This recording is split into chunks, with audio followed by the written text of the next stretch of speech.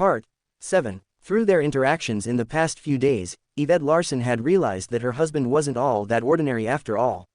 This was in spite of the humiliation he had faced in the past 3 years and how he had been labeled as a piece of trash.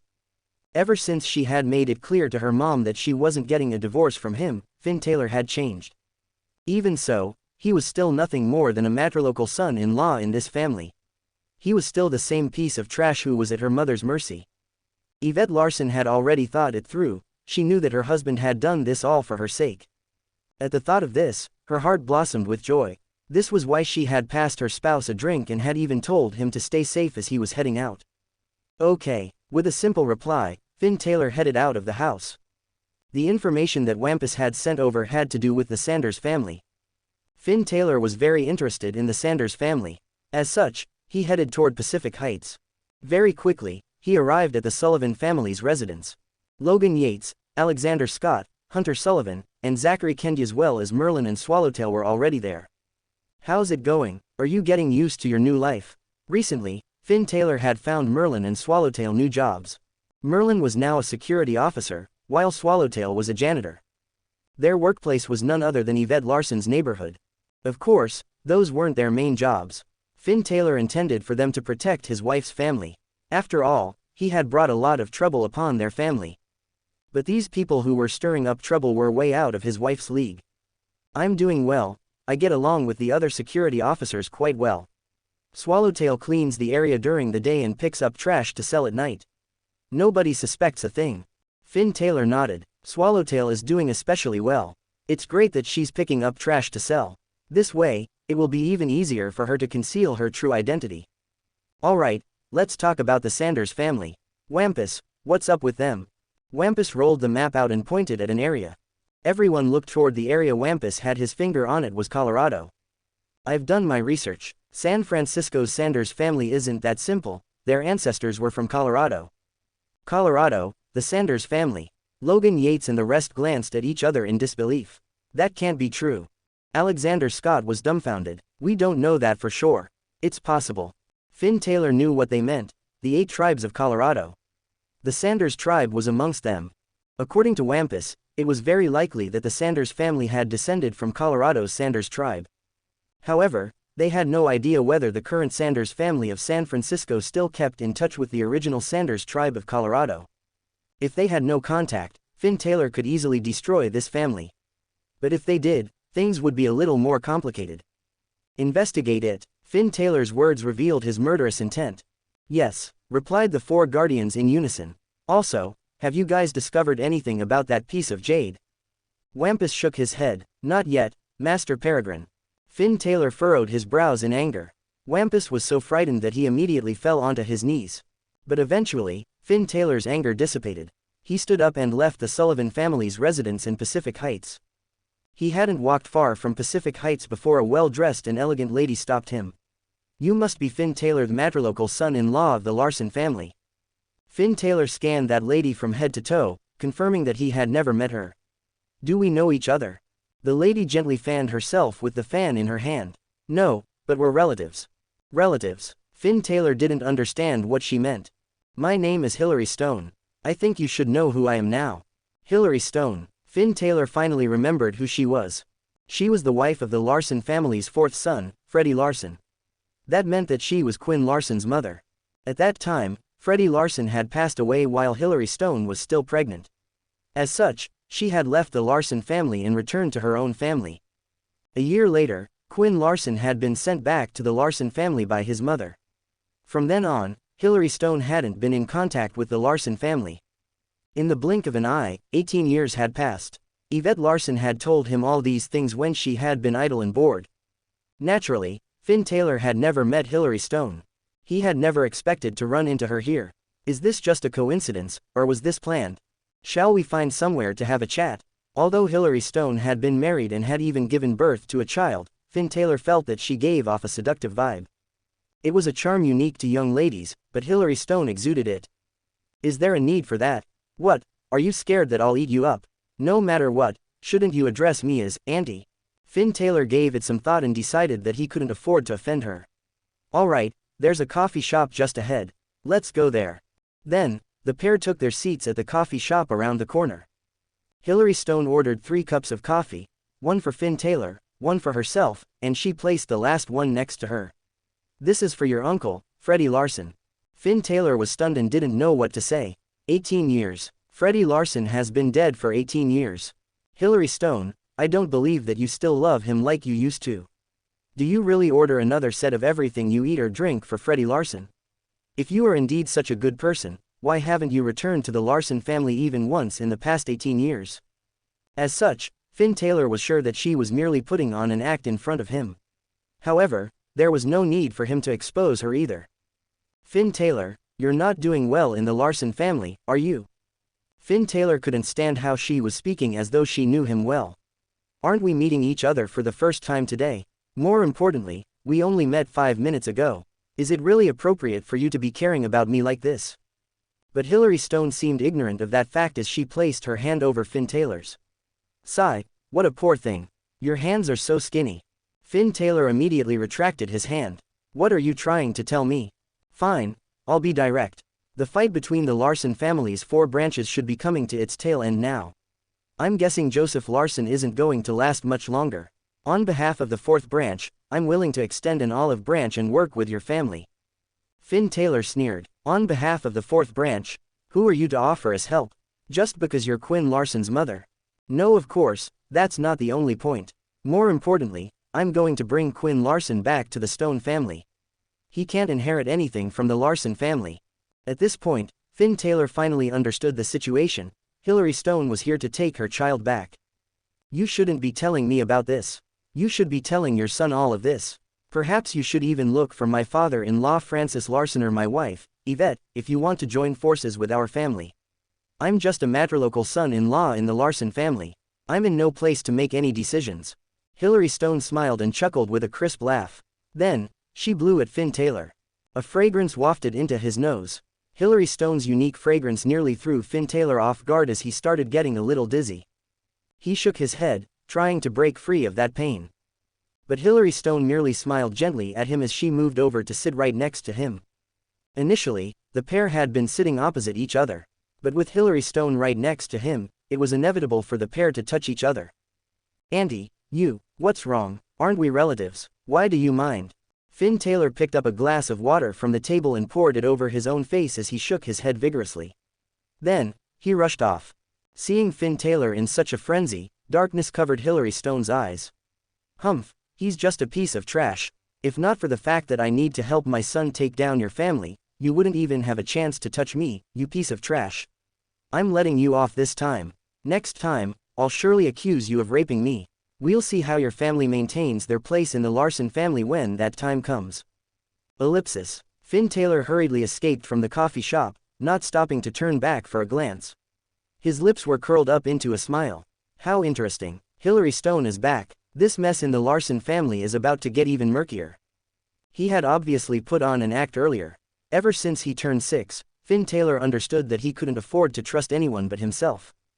Did Hilary Stone really think she could trick me with her little tricks?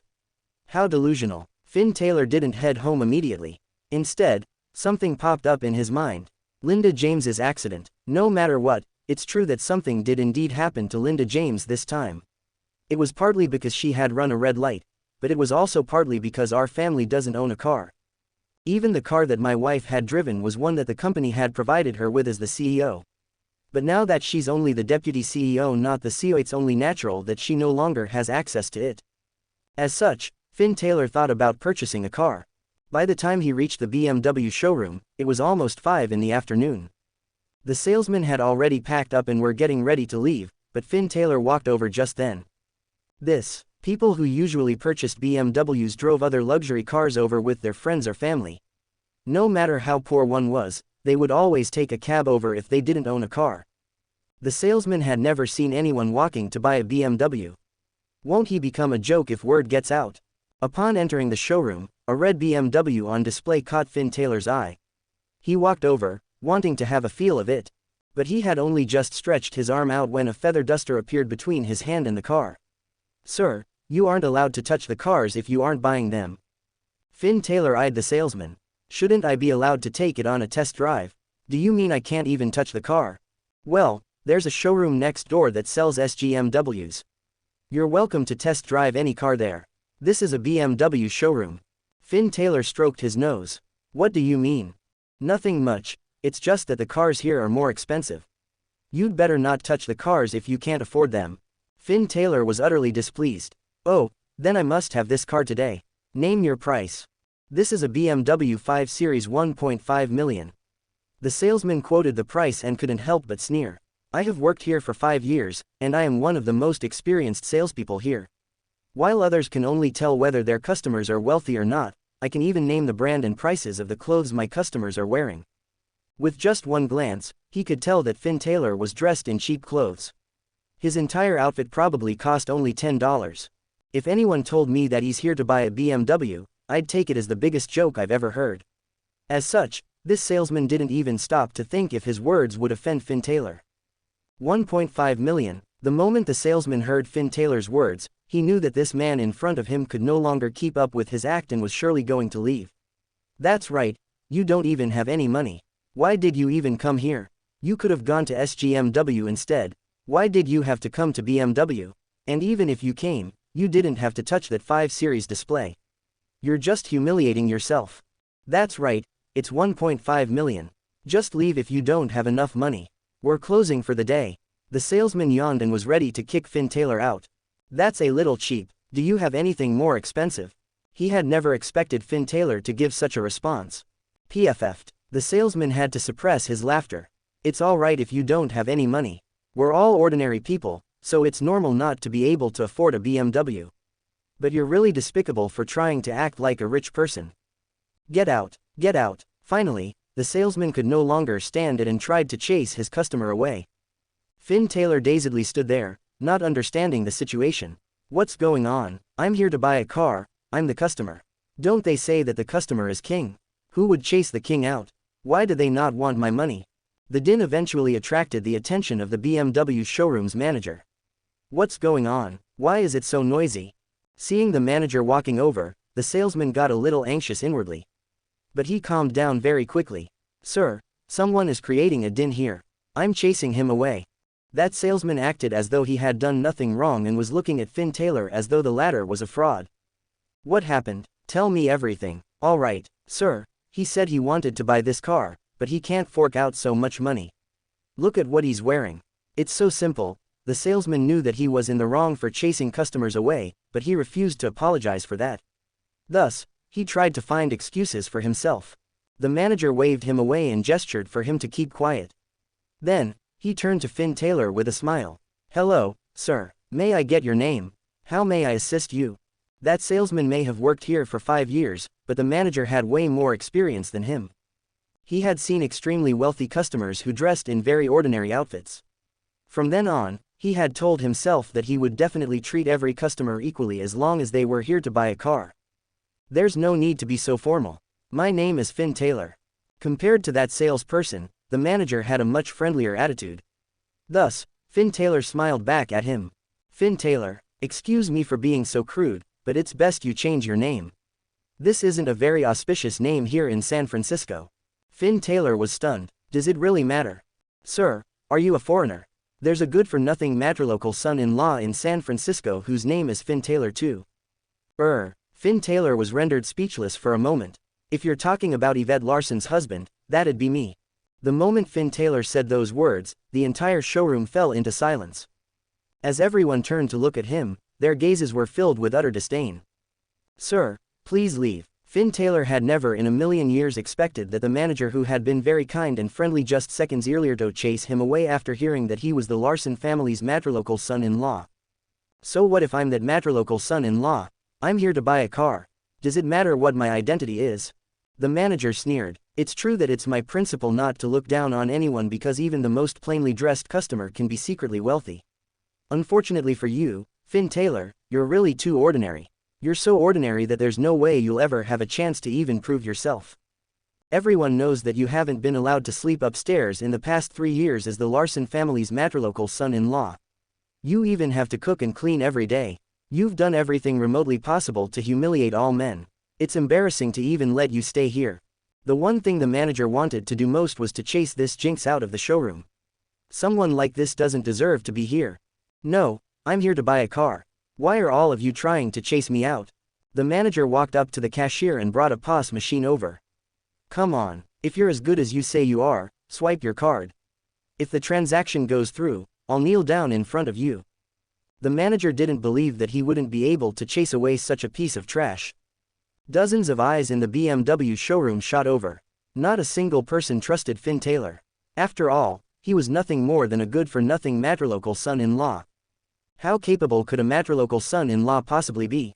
It seemed more appropriate for him to be shopping for groceries, but a car. Worse still, a BMW. Wasn't that just a huge joke? That salesman had the urge to slap himself. I had even told this customer to buy a car from the SGMW showroom next door. I guess I was wrong this time.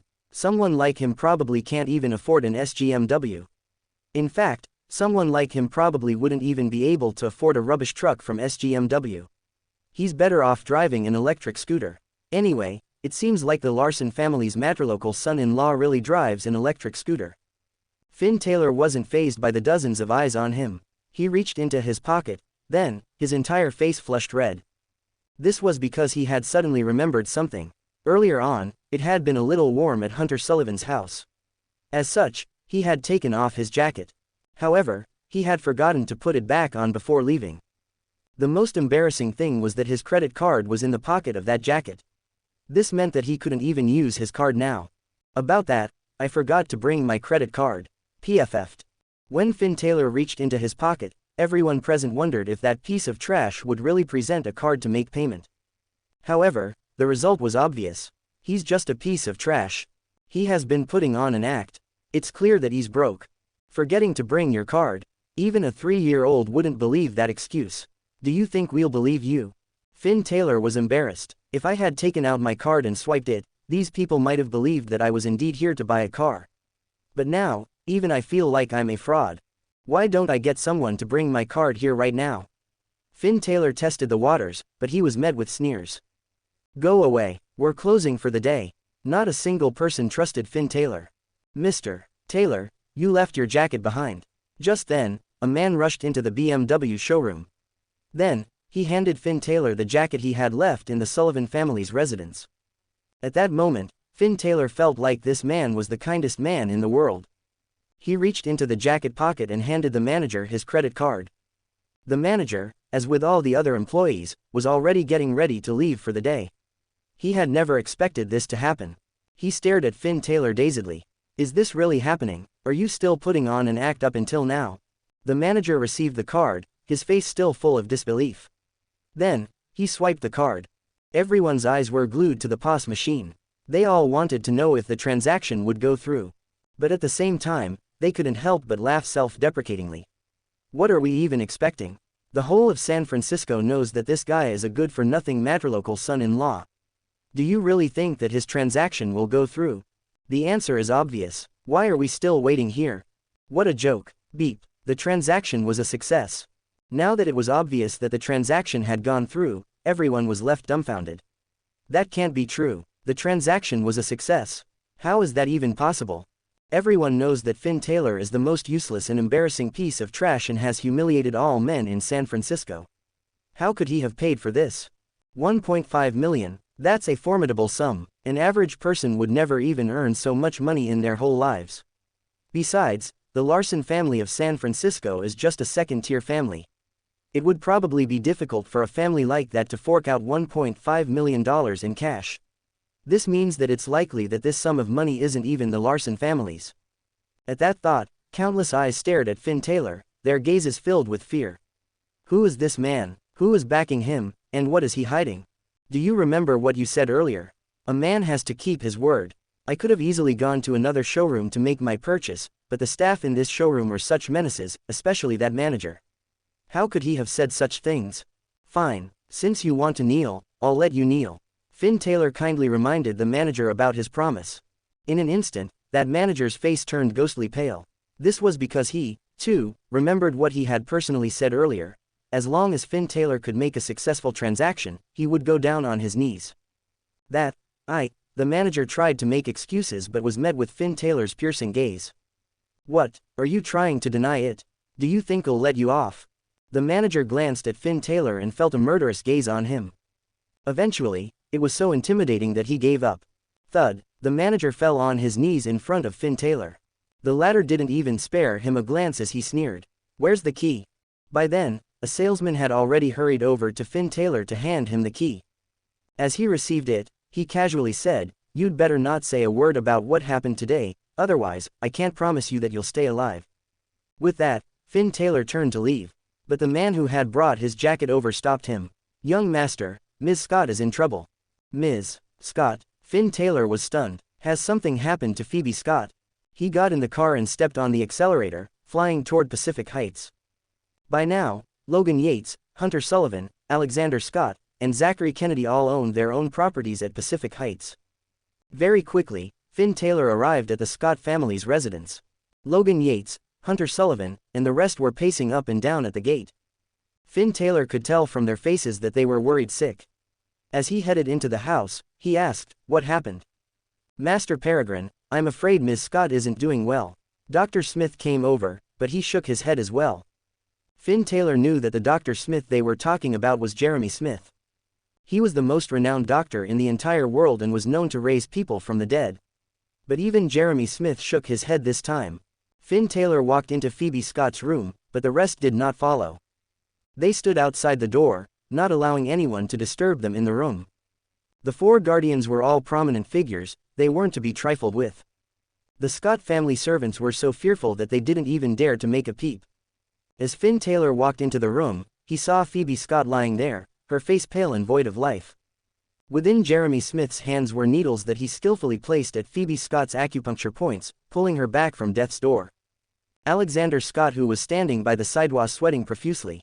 However, he managed to force a smile out when he saw Finn Taylor coming in.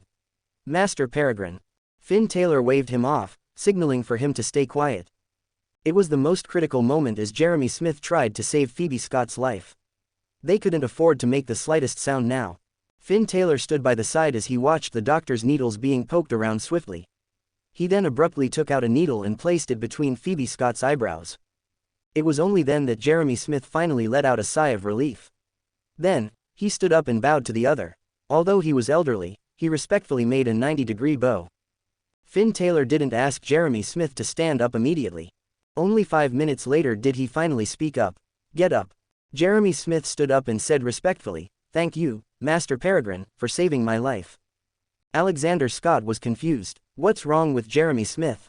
It makes sense that Finn Taylor's needle saved Phoebe, but what does that have to do with Jeremy Smith? Seeming to notice Alexander Scott's doubts, Jeremy Smith quickly explained, "Thunderbird, you may not understand this. Let me explain it to you. Medical studies are getting more refined by the day. This time, your sister's illness was much more dangerous than before. In other words, she was already dead." Alexander Scott paused. "Dead?" He was stunned by Jeremy Smith's words. "My sister is clearly alive. How could Jeremy Smith say that she's dead?" "Don't worry, listen to me. I said that your sister was dead, but I used one of the most high-level skills in the medical world. The moment I touched her, her life became closely intertwined with mine.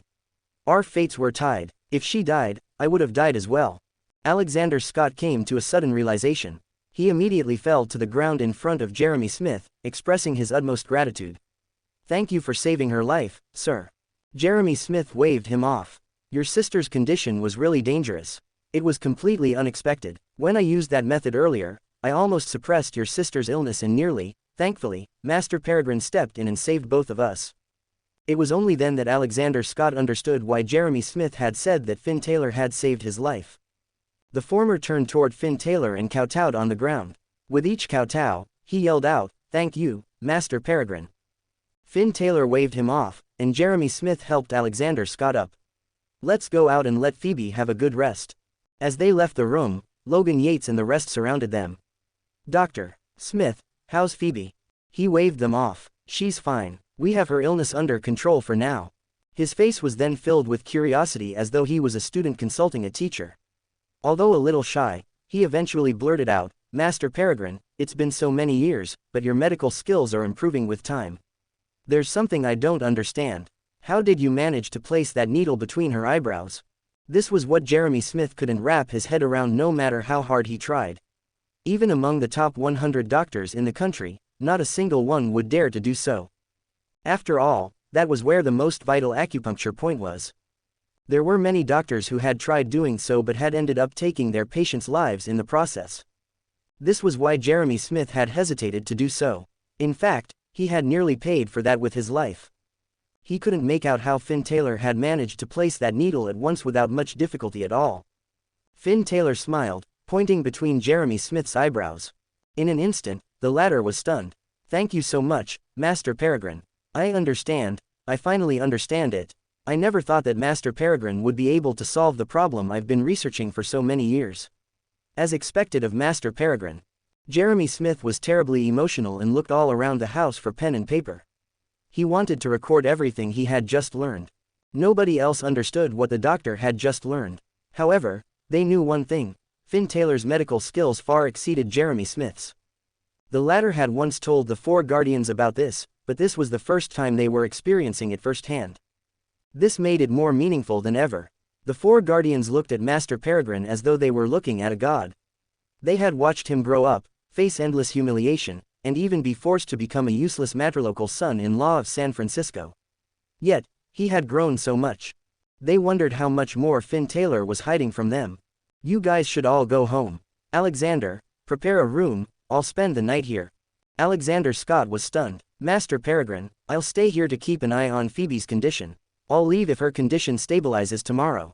The rest were already getting ready to leave, but when they heard Finn Taylor's words, all their eyes turned red in an instant. Master Peregrine is staying behind just to take care of Phoebe Scott. In the past, they had always felt that Master Peregrine was high up in the air and untouchable. But today, they finally realized that Master Peregrine was such a gentleman.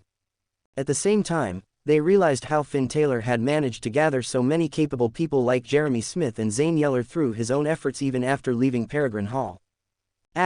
Just then, they heard Phoebe Scott vomiting within the room. Everyone outside the room clearly heard Phoebe Scott vomiting blood. Her brother flew into the room frenziedly, but he was greeted by an unexpected sight. After vomiting that blood clot out, Phoebe Scott now looked much better. As she lay there and saw her brother rush in, she sneered. The pitiful weeping beauty in front of him pained his heart. "My sister has suffered through too much while staying by my side. There are many who envy me because of my position as the head of Seattle's Scott family and Thunderbird of Peregrine Hall. But nobody knows that my deepest desire is simply for my sister to live a peaceful life. At that time, I had only entered Peregrine Hall because they had saved my sister." Finn Taylor remained outside the room. He was in no hurry at all. Everything was under his control. He had initially intended to stay the night to watch over Phoebe Scott. But now that she had already vomited blood, he could put his mind to rest. Finn Taylor strolled into the room. When Phoebe Scott saw him, she wanted to get up from the bed to bow to him. But Finn Taylor gestured for her to stay put, and she did. "This is from my wife."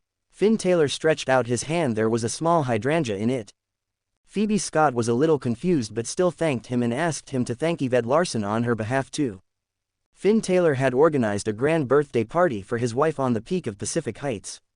Although she was a young lady from a respected family, she had volunteered to become an attendant for that day. Today, Finn Taylor had returned this favor by giving her this hydrangea in his wife's name. He nodded as he looked at Phoebe Scott. "You look quite good, Alexander. Don't bother tidying up the guest room. I think I can leave at ease." Alexander Scott was overwhelmed with emotion. He had already known just how impressive Master Peregrine's medical skills were. Of course, he understood what Finn Taylor meant by his words. This meant that his sister had truly been saved.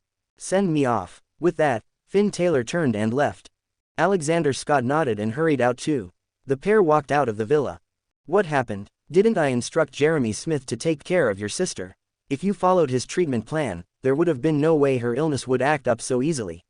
What happened?" "It's the Sanders family." Alexander Scott told the other all about how Phoebe Scott had bumped into the Sanders family and how they had forced her to drink a glass of medicine. Before this, Finn Taylor had been wondering about whether the Sanders family had anything to do with Colorado's Sanders tribe. It now seemed like they were definitely in contact. Otherwise, the Sanders family would never have even thought of dealing with Phoebe Scott. It seems like Colorado's 8 tribes can no longer sit still. Are they getting ready to make their comeback? Finn Taylor signaled for Alexander Scott to stop speaking. He already had a clear understanding of the situation. After that, he drove off into the night. When Alexander Scott returned to the villa, he heard a huge din. Thinking that something had happened to his sister again, he rushed in without hesitation. But what he saw was Jeremy Smith holding the hydrangea, while Logan Yates, Phoebe Scott, and the others stared intently at it. "Oh, Alexander, you're back. Alexander, oh Alexander, you're so lucky." The person in question was still a little dazed. All he knew was that everyone was staring at him with gazes that were full of envy. "I just went out to send Master Peregrine off. What happened? Why is everyone looking at me like this? What's wrong? Alexander, do you know about the Master Peregrine order?" Alexander Scott was agitated. "Of course, I know about it. The Master Peregrine order is the most precious treasure in this world. For anyone from Peregrine Hall, seeing the Master Peregrine order is like meeting Master Peregrine himself." Alexander Scott rattled on fluently. After all, he held a senior position in Peregrine Hall and was not unfamiliar with the order. "Yes, do you know what the order is made of?" "Of course, I know that too. The oldest tree in the world is a Great Basin bristlecone pine. Legend has it that the order was made from that very tree." "Yes, as expected of Peregrine Hall's Thunderbird. You do indeed know the Master Peregrine order like the back of your hand. I'll let you in on a secret. People have thought of the tree that makes up the Master Peregrine order as the key to longevity. Even just an inch of its bark costs tens of millions of dollars. Nothing compares to it, not pearls, not precious stones, and not diamonds. They can't even compare to this tree even when added up together." All four guardians, as well as all the onlookers, were stupefied when Jeremy Smith said so. They had never known that the Master Peregrine order which they had always heard about was so valuable. "Let me tell you something else. The hydrangea that Master Peregrine gave your sister contains a small piece of that tree." Hiss. The entire room fell silent. Logan Yates, Hunter Sullivan, Alexander Scott, and Zachary Kennedy were very well-known figures who were able to turn the tides of the business world with just their words.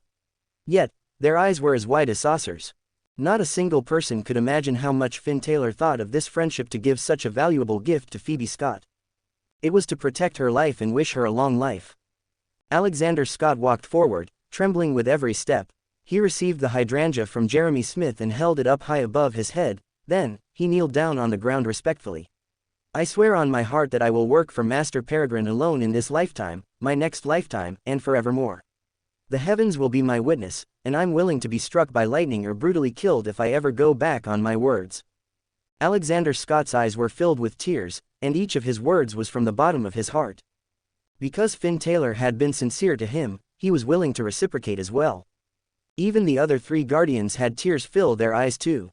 Although they hadn't said it explicitly, they swore in their hearts to serve Finn Taylor faithfully.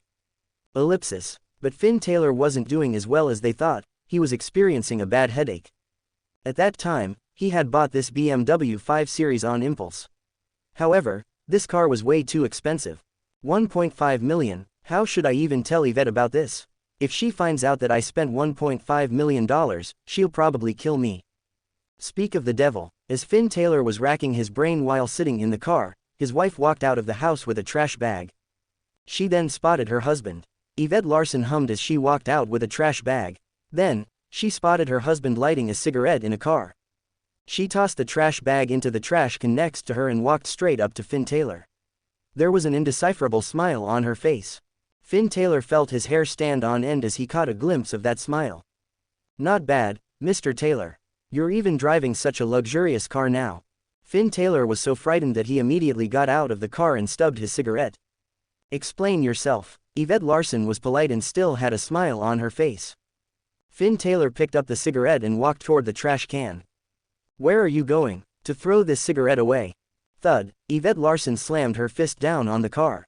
"Stop right there." Finn Taylor, Master Peregrine, head of Peregrine Hall, stopped in his tracks, not daring to move the slightest bit. "Tell me what's with this car." "Oh, the car. Would you believe me if I said that I won it in a lucky draw?" Yvette Larson's smile got more charming, but she didn't say a word. She simply stared at her spouse. It was exactly because she was remaining silent that the latter panicked even more. "That, I still had some money from the late old master. I saw that you didn't have a car to go to work with, and it's because Mom and Dad had to walk home without a car that they nearly got into an accident. That's why I bought a car." "Oh, do you still have money then?" Yvette Larson found it hard to believe her husband. Was the old master crazy? How could he have given Finn Taylor so much money? But now that the car is right in front of me, I can't afford to disbelieve it either. I still have some left. Do you want to confiscate it? Finn Taylor took out a card and handed it to his wife. He thanked the heavens that he had prepared this card beforehand. There were still $3,000 left in it. If my wife takes it and checks the balance, I might be able to fool her this time. What Finn Taylor hadn't expected was for his wife to wave him off generously. Old master gave it to you. Why are you giving it to me? Although Yvette Larson wanted to take the card, she wasn't after the money in it. She simply wanted to check how much was left so she could estimate how much the late old master had given her spouse. But in the end, she gave up that thought. In the past 3 years, their family had never given Finn Taylor a single cent. Every month, her mom only gave him $200 for groceries, $200 for a family of 4 for a whole month of groceries. Yvette Larson had her suspicions that her husband had always paid out of his own pockets. Otherwise, how was it possible that they had meat to eat every day? What would my husband do if I were to take away that card? Let's go home. Finn Taylor's hands were still outstretched. He had never expected his wife to reject his card. Isn't she afraid that I will go astray because I have money now? In actual fact, Yvette Larson wasn't in the slightest bit afraid. Is Finn Taylor rich now? He already had this huge sum of money 3 years ago. In the past 3 years, it hasn't just been our family. Even the Larson family in the entire San Francisco has bullied and humiliated him. Nonetheless, he's taken it upon himself and has never had a change of heart. As such, Yvette Larson was still willing to trust him. When they reached home, Finn Taylor casually placed the car key on the table. He then suddenly realized that something was wrong. By the time he realized this and wanted to hide his key, it was too late. Linda James reached out. What's that? Take it out. Finn Taylor stood still, not knowing what to do. He eyed his spouse, who shrugged. She didn't have any clue either. With no other choice, Finn Taylor could only hand the key over. Oh, it's a car key. Yvette, did you buy a car?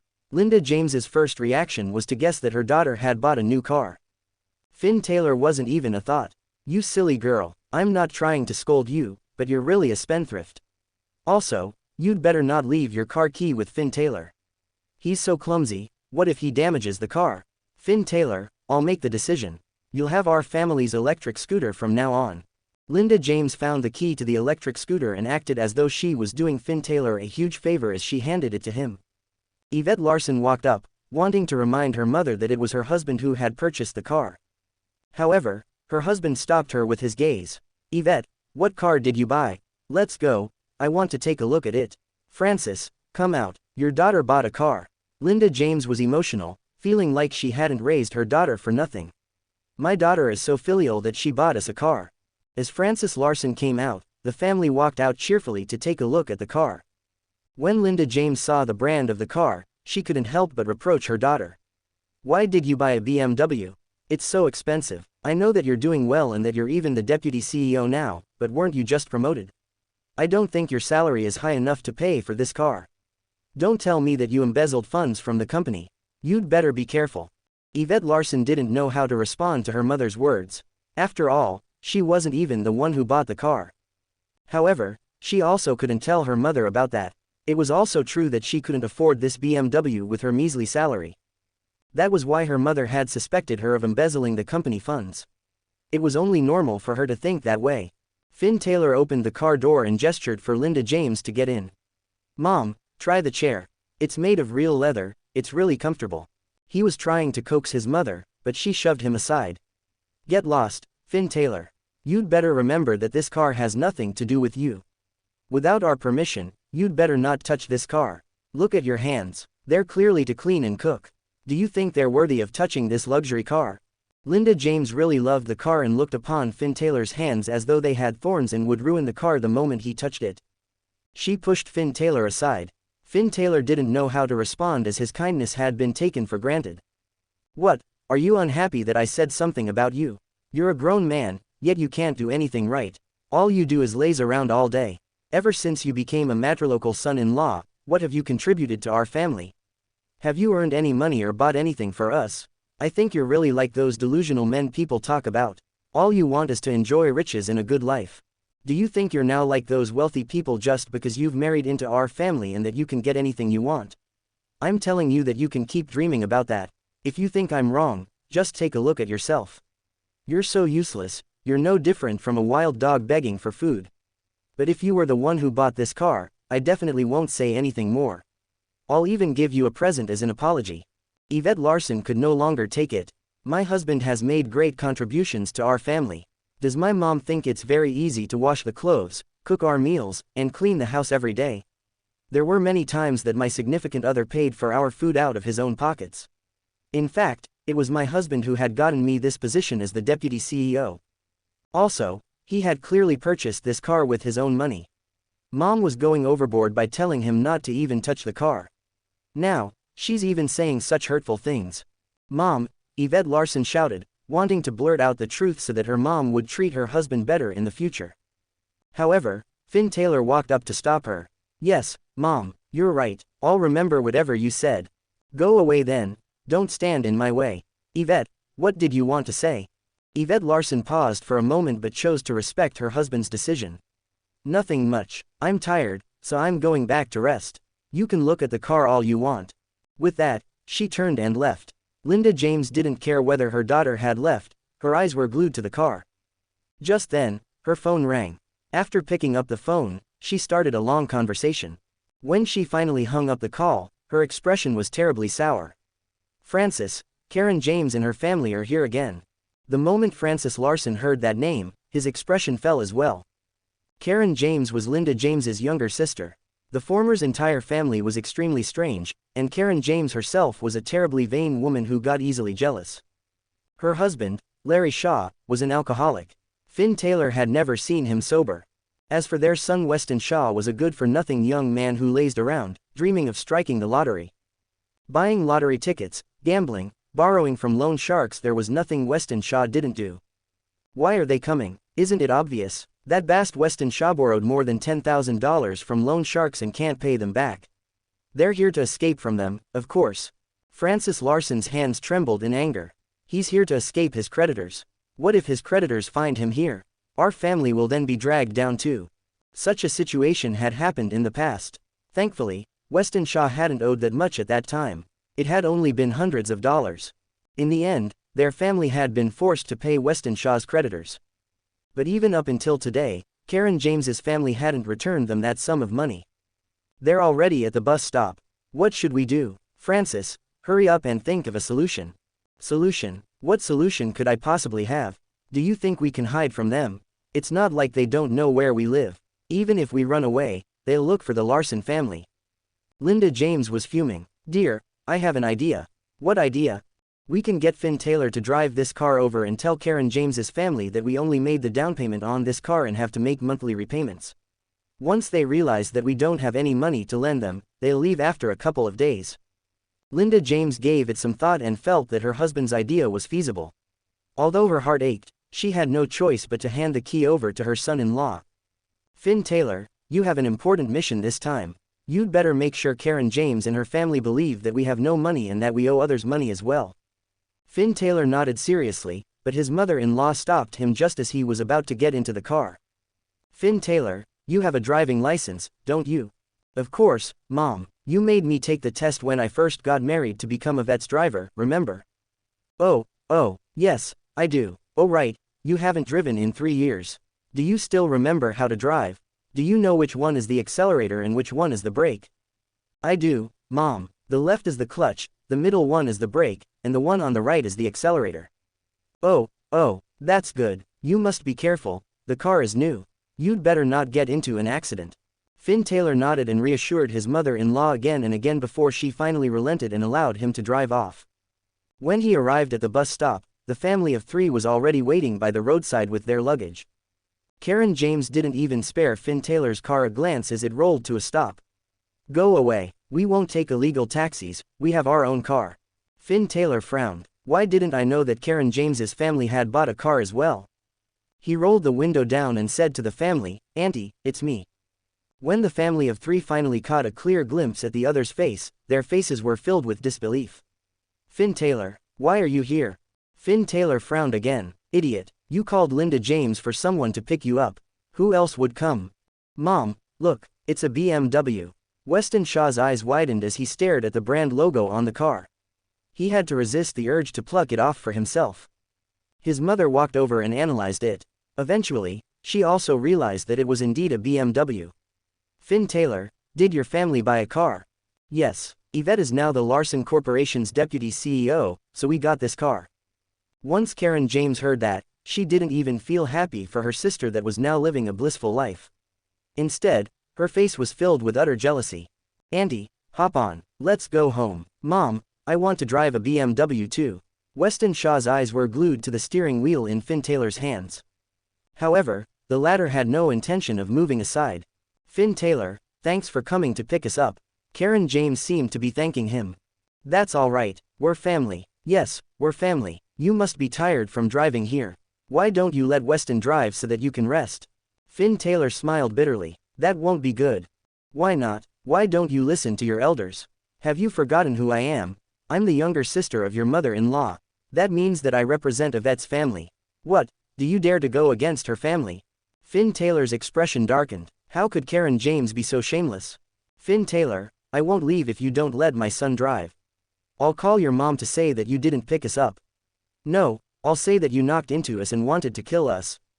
Finn Taylor sneered inwardly. Linda James will probably be over the moon if she found out that I killed your family. I'd be doing her a huge favor. But Finn Taylor wasn't going to let Karen James make that call.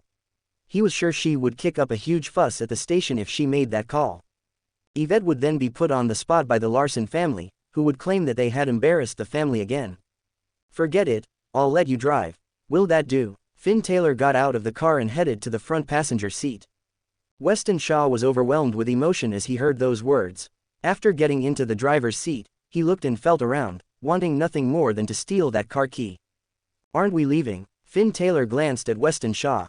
He's like a country bumpkin who is seeing the world for the first time. All right, let's go. Weston Shaw stepped on the accelerator, and the car flew off.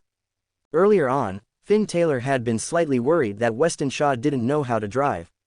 But after they moved off, he realized that the latter drove rather steadily. However, he thought about it again. Weston Shaw cares a lot about appearances. Even though their family doesn't have a car, he probably rents a car often. Of course, the ones he rents can't compare to this BMW 5 Series. Finn Taylor, your family seems quite rich now. You guys can even afford a BMW. They hadn't driven far before Karen James started talking about money. Finn Taylor sneered inwardly, knowing that she was trying to estimate how much their family had. That way, she could estimate how much to borrow. No, we're quite poor. We actually had to take a loan to buy this car. Our monthly repayment for this car is a few $1,000s. Karen James's expression immediately fell. Listen to what nonsense you're spouting. People say that you shouldn't talk about money, but that's among strangers. I'm your auntie, I'm one of the closest kin you have. How could you lie to me? I heard that Yvette has become the Larson Corporation's CEO. Finn Taylor rolled his eyes. Deputy CEO, CEO or deputy CEO, she's still a CEO. Finn Taylor rolled his eyes again. She's talking so much when all she wants to do is borrow money. Finn Taylor, I'm family too. Tell me, how much does your family have in savings? Karen James's expression appeared innocent, but that only disgusted the other even more. Auntie, you're really asking the wrong person about this. I'm sure you know how much power I hold in the Larson family. All I have control over is $200 a month for groceries. Because she hadn't gotten the answer she wanted, Karen James couldn't help but feel aggrieved. Screech. The car came to a sudden halt just then, and everyone in the car was thrown forward. Weston Shaw, what the heck are you doing? Karen James had been leaning forward to talk to Finn Taylor. As her son slammed on the brakes, she rolled onto the floor. She lashed out at her son as she climbed back onto the seat with great difficulty. Mom, I hit someone. Weston Shaw was overwhelmed with emotion. He had been distracted by his mom asking Finn Taylor about money matters. Unfortunately, an old lady had suddenly appeared in front of him. He had slammed on the brakes but had eventually knocked into her nonetheless.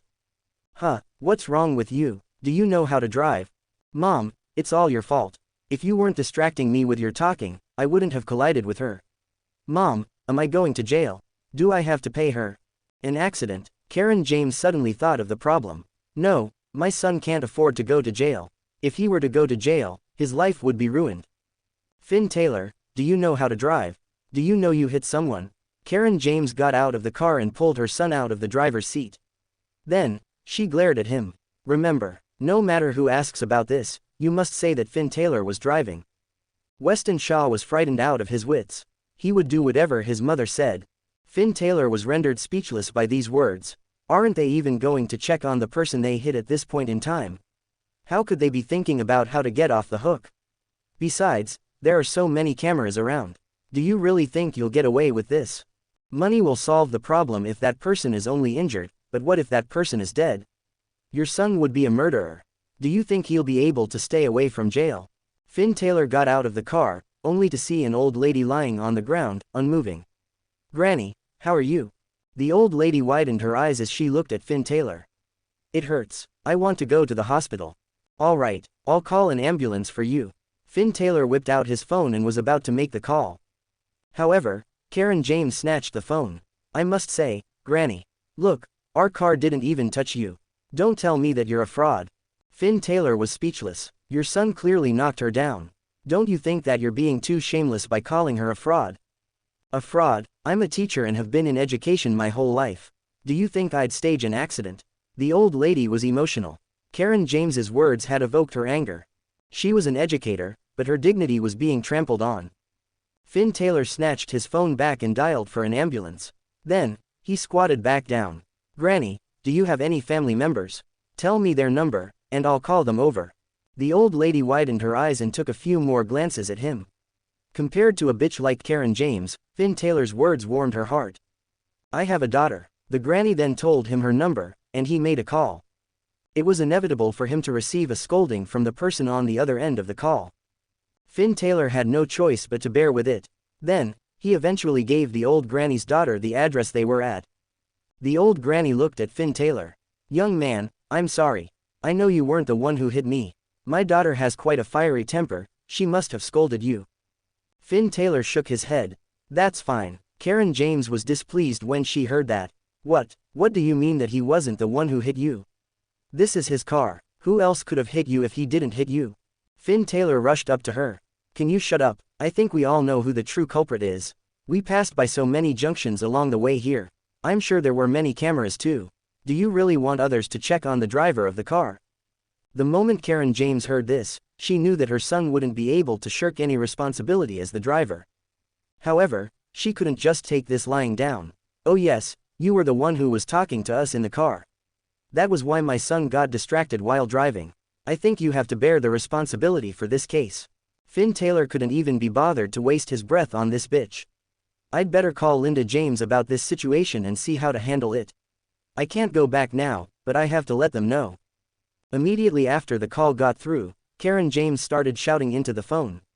Sister, look at what your good son-in-law has done. Not only did he hit someone, but he's even trying to malign my son. As expected, Karen James's words were effective. Linda Jameswo was on the other end of the call exploded. What? Finn Taylor, you hit someone with the car.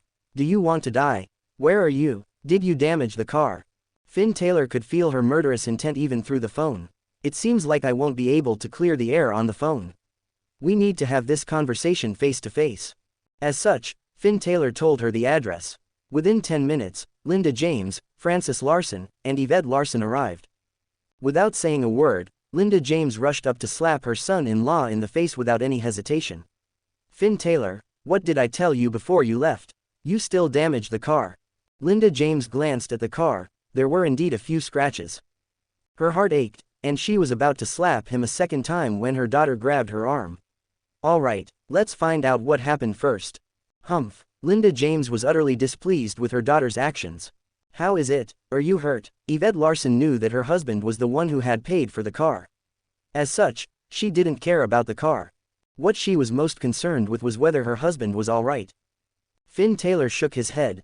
I'm fine. Yvette Larson nodded and squatted down to look at the old lady. Granny, I'm so sorry about this. How are you feeling now?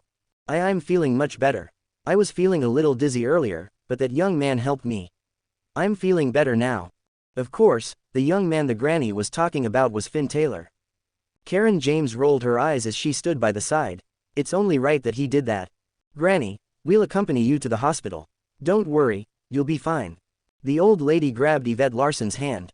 Young lady, I didn't stage this accident. Yvette Larson chuckled and shook her head. Of course not, it's our fault. We'll pay for your medical bills. The moment Linda James heard the words, medical bills, her heart ached even more.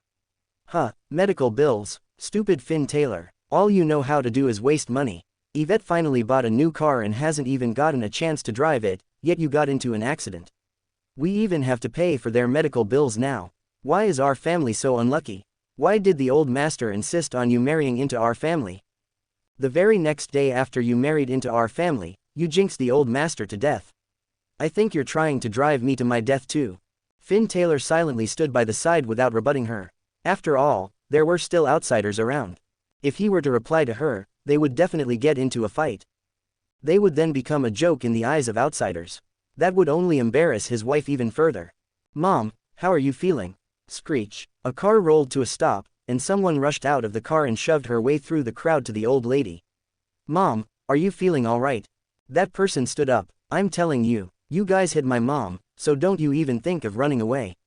I'm going to hire the best lawyers to sue you. The moment she finished her sentence, she spotted Finn Taylor. Her eyes widened as she stared at him, unable to believe that she had met him. Linda James's family recognized this lady.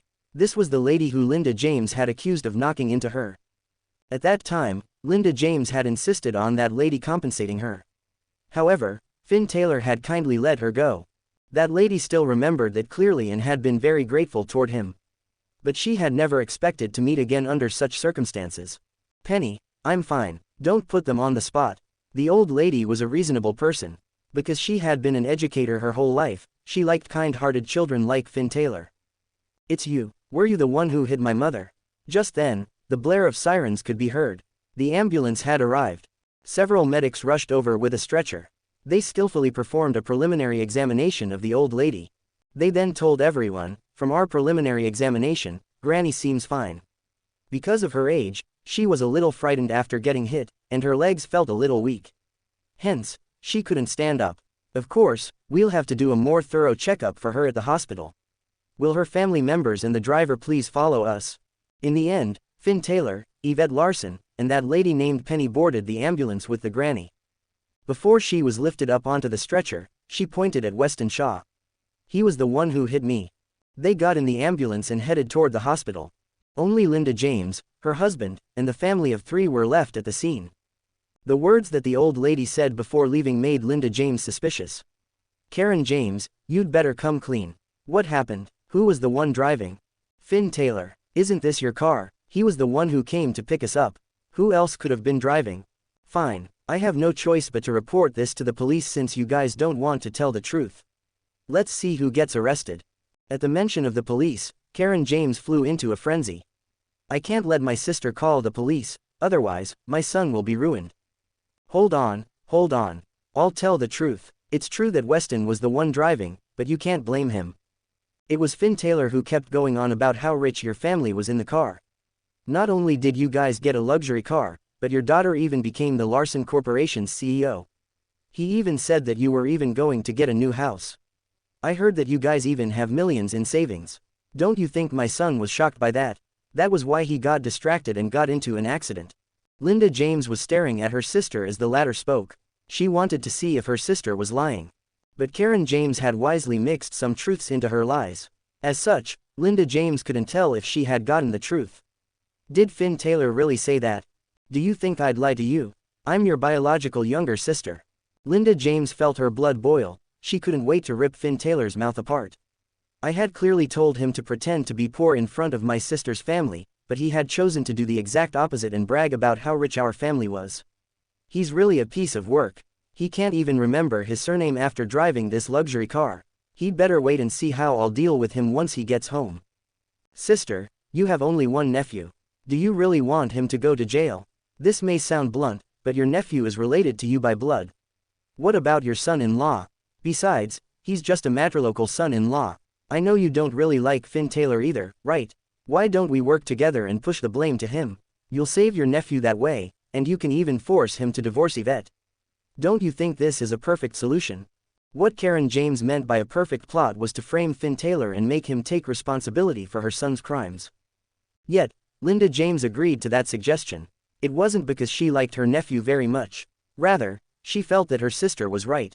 It was the late old master who had introduced Finn Taylor to us and forced him to marry into our family. As such, I can't afford to chase him away for fear of offending the Larson family. But what if he has killed someone in a hit-and-run accident? As his mother-in-law, I have full authority to chase him out of the Larson family because of that. Thus, this strange pair of sisters came to an agreement. Ellipsis. In the hospital, Penny looked at the examination report and heaved a sigh of relief. I'm really sorry. Is Granny feeling all right? Penny shook her head. I haven't thanked you for what you did the previous time. She's fine. She was just a little shocked. She's recovering well. Upon hearing that the old granny was fine, Finn Taylor finally relaxed. I'll treat both of you to a meal. After all, we were at fault both times. This was the truth. The first time, Linda James had staged the accident and claimed that she had been injured. The second time, Weston Shaw had nearly run that old lady over. Penny was very forthright. I'm a little more straightforward as a person, so I'm sorry for being so blunt when I first heard that my mother got into an accident. I hope you won't take it to heart. All right, I won't reject your offer of a meal. Once we have a meal together, we'll be friends. Let's not talk about owing each other anything. Yvette Larson dazedly stood by the side as she watched her husband. This accident could very well have led to disputes, but my husband resolved the matter so easily. How dare anyone say that my husband is a piece of trash? I will beat up anyone who says so. As time went by, Yvette Larson got a stronger feeling that her spouse was simply putting on an act. He's resolved all the troubles I've run into with ease and efficiency, but others still think that Finn Taylor only ruins everything for them. The contract with the Sullivan family, the charity competition, my grandpa's hospitalization, and the 2 accidents, these had all been huge messes. I would have made a mess out of them if I had handled them myself, but they were all settled amicably once my husband stepped in. Besides, there's also the matter of his endless source of money. Suspicion grew in Yvette Larson's heart. Is Finn Taylor really just an ordinary person? Before she could even voice her thoughts, her husband dragged her out of the hospital. Penny, Finn Taylor is a good kid. Can you not frighten him? The granny still remembered how fierce her daughter had been when she first rushed out. Mom, we had a chat, and all's good now. They found a nearby restaurant and ordered some dishes off the menu as they started chatting. Through chatting, Finn Taylor learned that Penny's husband was somewhat of a bast. His name was Oliver Kleina, he was a contractor. He had married Penny while he had still been poor. He eventually earned his own fortune but had started to go astray after learning from other men in society. He had started to take a liking for younger women. He had gotten himself a mistress and wanted to divorce Penny. Penny was a lawyer, and it was humiliating for her to be in such a situation. But since she was already in such a situation, she had simply decided to go ahead with the divorce. As a lawyer, she wasn't going to let herself suffer. Basically, Oliver Kleina was inhumane. It wouldn't be difficult to get a divorce from him and leave him with nothing. Penny was kind and was worried that he would be left homeless after the divorce. As such, she had chosen to leave him with the house. However, it was this very act that had caused trouble for her. When they had first purchased the house, Penny, Oliver Kleina, and their sons' names were all on the property deed. Now that she was divorced, Penny was willing to remove her name from the deed. However, there was no way she was going to remove her sons. She had no intention of leaving this house to Oliver Kleina and his mistress's illegitimate son. Because of this, Oliver Kleina's mistress had probably instigated him to sue Penny. Of course, Penny wasn't going to lose such a case since she was a lawyer herself. Due to this, Oliver Kleina hired thugs to harass his ex-wife repeatedly. Who am I? Do you think you little thugs will be able to bully me? The moment Penny showed her lawyer's license, those thugs were so terrified that they scattered off in all directions, afraid that she would remember their faces. If she were to press charges, they would easily go to jail for 3 to 5 years. Still, Oliver Kleina refused to back down. As such, he had been heartless enough as to turn his sights to his former mother-in-law, old lady. In the past, Oliver Kleina had been so poor that he didn't even have enough money to get married. It was the old granny who felt that Oliver Kleina was a hardworking and diligent person. As such, she went against everyone's advice and allowed Penny to marry him. But now, he was biting the hand that had fed him. After hearing Penny's words, Finn Taylor said quietly, "I can help you with this matter." Then, he casually started dishing up some food onto his wife's plate. Penny had to resist the urge to punch Finn Taylor for showing how lovey-dovey they were in front of her. I've just finished telling him the story of my unfortunate past, yet he's showing off his affection for his wife in front of me. Is he even human? Of course, Penny had no time to care about that. She noticed that he had said something earlier. He would be able to help her solve this problem. Will you really be able to solve it? It wasn't that Penny didn't trust Finn Taylor, but rather, she knew her ex-husband all too well. He was just an annoyance. He refused to hit the old lady himself, nor did he allow anyone to do so. All he instructed those people to do was to hang around her house. They didn't even step foot into her house. In fact, they did absolutely nothing to the old lady. It was just that it was psychologically stressful with so many muscular and well-built men standing outside her house. What can you possibly do? It's not like you can arrest them. Maybe you'll be able to chase them away. Even so, they'll be back the very next day. You can't possibly watch over her house every day, can you? Won't you still need to go to work? Trust me, I'll resolve this matter for you. But if you don't trust me, just take it as though I never said anything. Finn Taylor picked up a piece of meat and placed it on her plate. What Penny wanted to tell him was to stop showing off his affection for his wife in front of her, yet she held herself back. What? Nothing much. I trust you. In the end, Penny chose to trust Finn Taylor. Alright, let's talk about something else then. It's a business deal. Since I'm helping you solve a problem, you should help me solve a problem as well. Finn Taylor's words were beyond Penny's expectations. I thought that he had been offering to help me out of the kindness of his heart, but it turns out that he has his own demands too. Tell me, how much do you want? It's tacky to talk about money. Let me introduce you to my wife, Yvette Larson. Finn Taylor spoke in a serious tone and gestured to his wife. Penny nearly flipped the table over when she saw that. You've been acting as a lovey-dovey couple for long enough. Do you really have to keep doing that? I know she's your wife. Of course, Finn Taylor wasn't saying that just to show off his affection for his wife. He wasn't that lame. This is my wife, Yvette Larson. She's the Larson family's eldest daughter and the Larson Corporation's deputy CEO. As Finn Taylor introduced his wife, Penny felt that the latter's name sounded familiar. When he finally finished his introduction, Penny had an awkward expression plastered on her face. You mean that she's Yvette Larson and that you're Finn Taylor? He nodded. Penny's expression fell even further. She seemed to have something to say, yet she didn't dare to voice her thoughts. Even Finn Taylor thought that it looked ridiculous. Is there something you don't dare to say? Do you mean to ask if I'm that useless martialarts son-in-law everyone in San Francisco talks about? Then, he nodded. Yes. Because he had been so direct, Penny's expression changed to one of indignation. That's maligning you. That's entirely false. Do you know who spread that rumor? I'll help you sue them. They clearly violated your rights. Penny had heard of the piece of trash that was the Larson family's martialarts son-in-law. In her mind, she had always thought that he would be an utter piece of trash.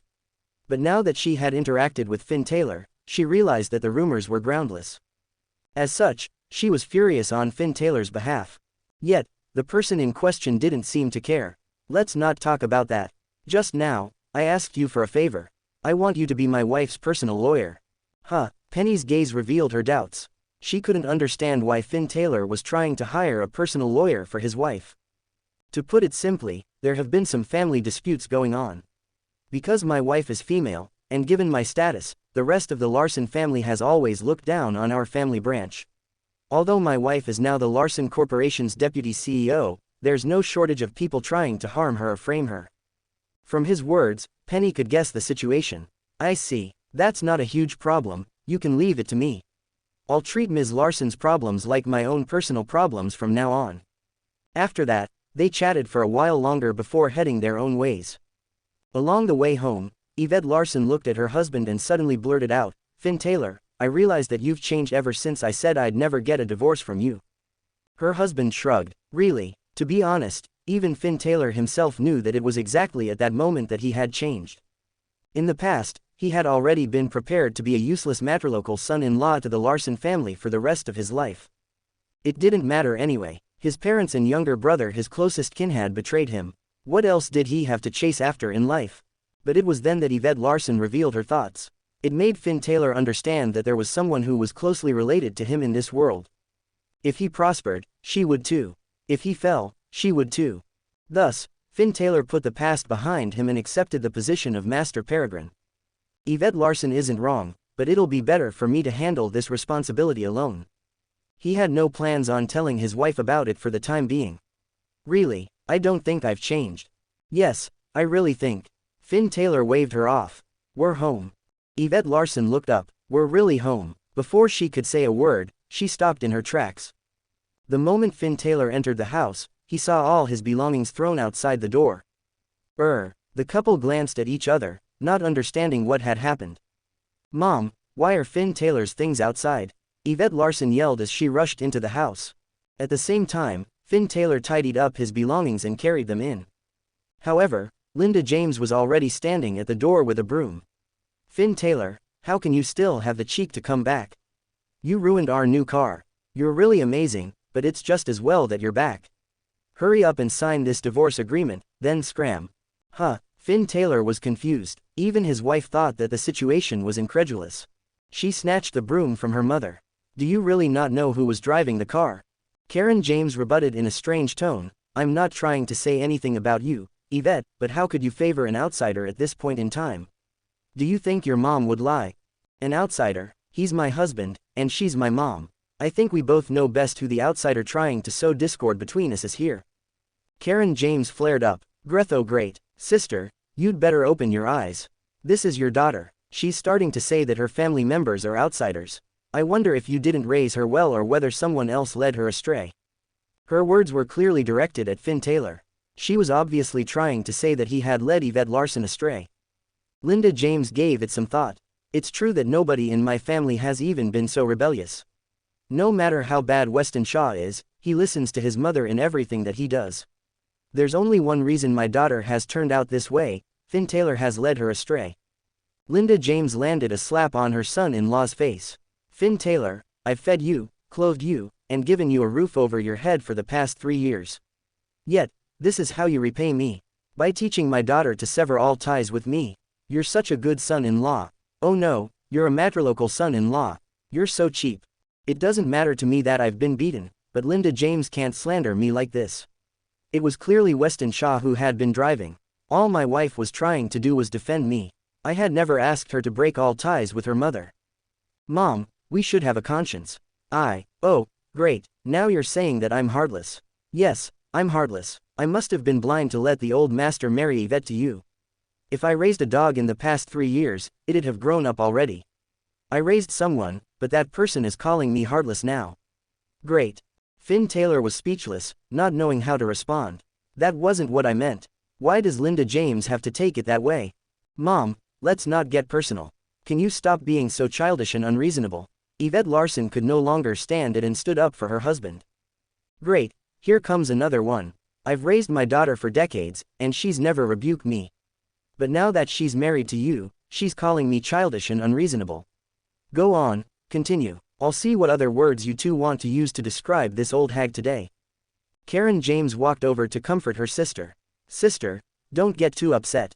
Don't they say that married daughters are like spilled water? It's the same even with matrilocal sons-in-law. Didn't I tell you that your son-in-law wouldn't even feed you in your old age because you guys have no blood relation? He's nothing like our Weston. He's your nephew after all. He still has blood relations with you. Do you think he'd ever do something as shameless as rebuking his elders? Because of Karen James's provocation, Linda James grew even more dissatisfied with her son-in-law. She felt that her family had encountered so many troubles all because of him. We're the eldest family in the Larson family, yet we're about to get kicked out of the family. Isn't it all because we have a piece of trash that is Finn Taylor who's dragging us down? Mom, can you be more rational? Do you really not know how much Finn Taylor has done for our family? Don't waver just because Auntie is saying some things. Linda James panted heavily. It seemed like she was truly infuriated. Yvette, stop it, look at how angry your mom is. Yvette Larson wanted to calm her mom down but was lectured by her father before she could even do so. She's trying to drive me to my grave. I'm going to die. Yvette Larson could no longer stand watching her mom throw her tantrum. Fine, you can throw your tantrum for all I care. Finn, let's go. Yvette Larson picked up her spouse's hand and dragged him out of the house. She took a few steps before turning back to Karen James. Auntie, you can continue sowing even more discord. My mom has no money, so you'd better not think of borrowing any money now that you've chased us both away. With that, Yvette Larson picked up her husband's hand once again and headed out. This time, neither of them spared the rest a glance. Because of Yvette Larson's words, Karen James was panicking inwardly. I had said so much simply because I wanted Finn Taylor to take responsibility for the accident that my son caused. I never expected my niece to leave the house. What if they never ever come back? What will happen to our debts? Sister, how can you let Yvette leave? She's a young lady. Aren't you afraid that others will gossip because she's staying out with a man? Francis Larson harumphed. Gossip, they're husband and wife. But what, do you mean that couples should live separately? Francis Larson's principle was that it was fine for others to criticize Finn Taylor, but he would never let anyone speak ill of his daughter. The words Yvette Larson said before she left had been crucial. Suddenly, Linda James seemed to return from her trance. Could it be that Karen James had said so much just to borrow money from us? Now that her sister had even said such a thing, Linda James suddenly came to a realization. My sister has fooled me.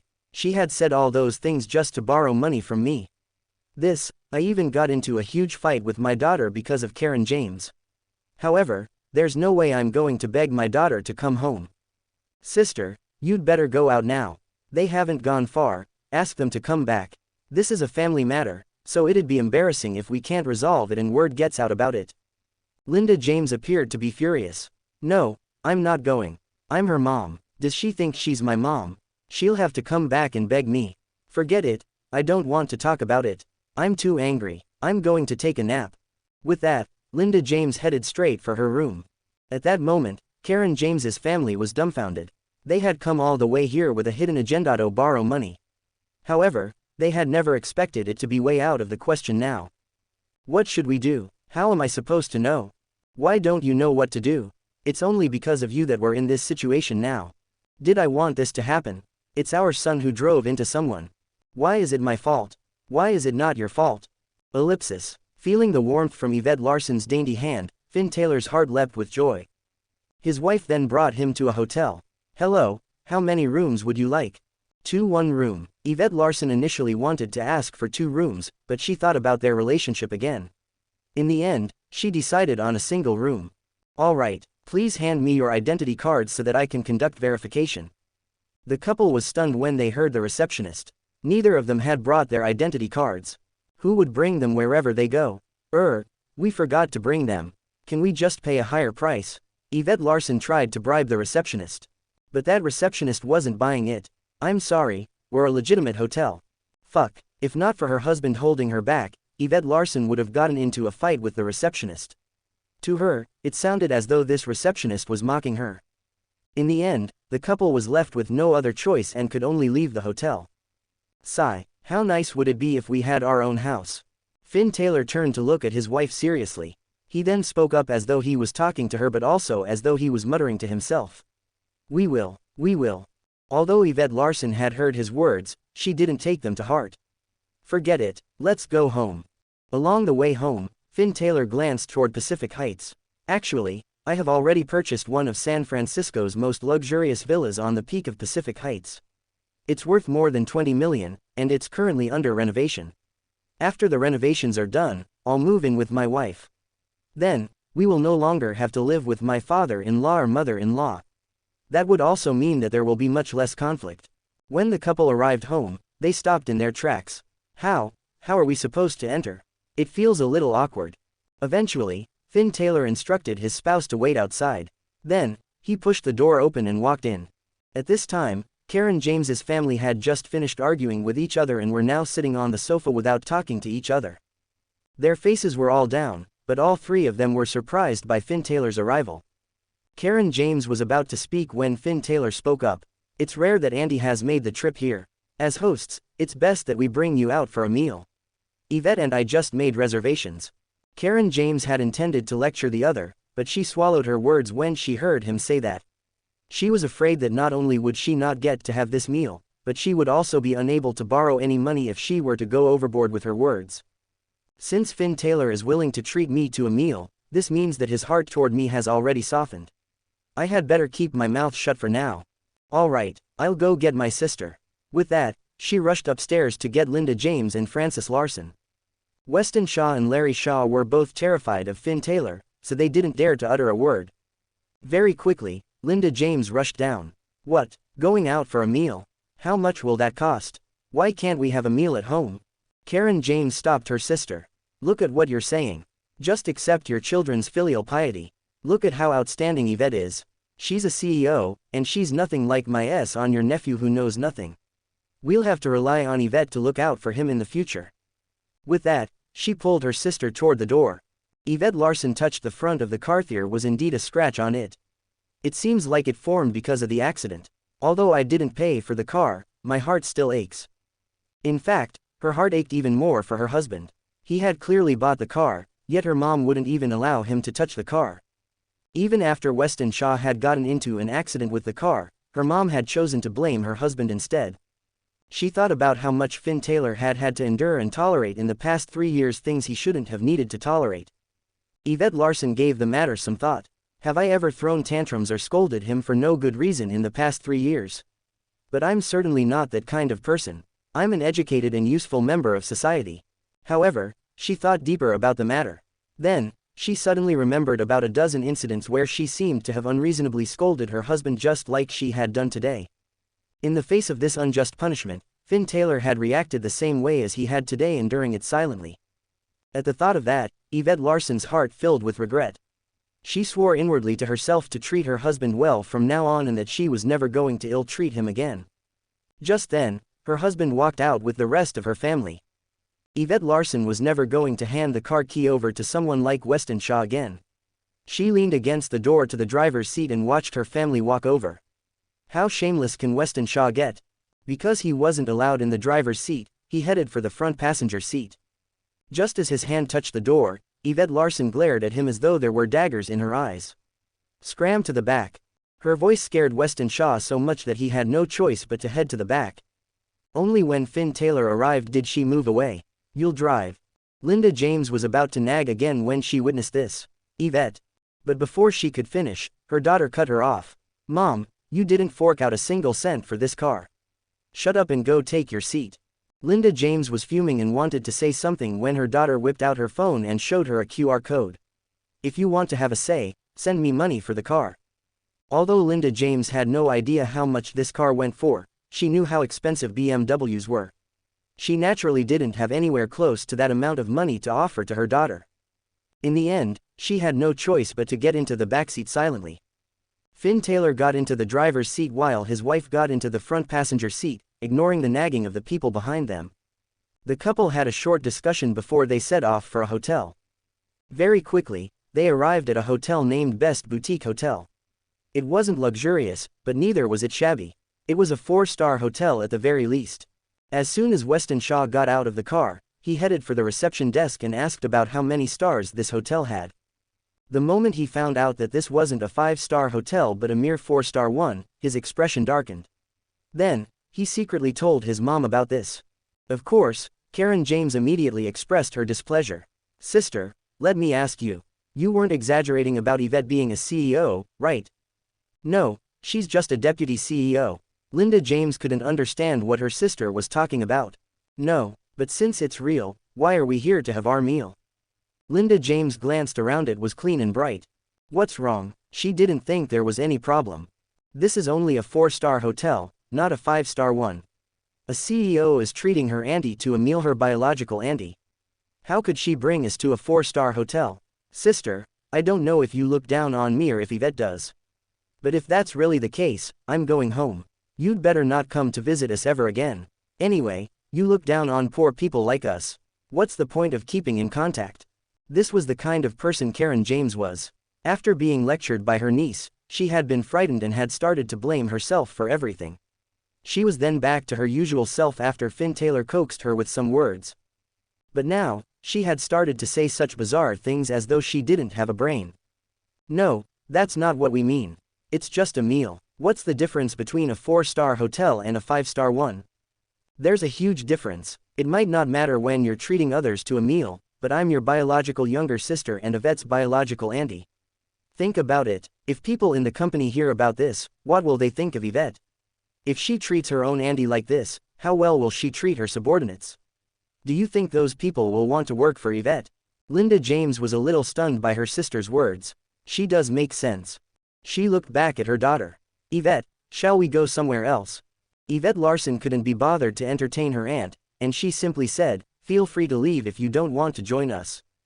With that, She turned to walk toward the private room. Even Finn Taylor couldn't be bothered with that family and simply followed his wife to the private room.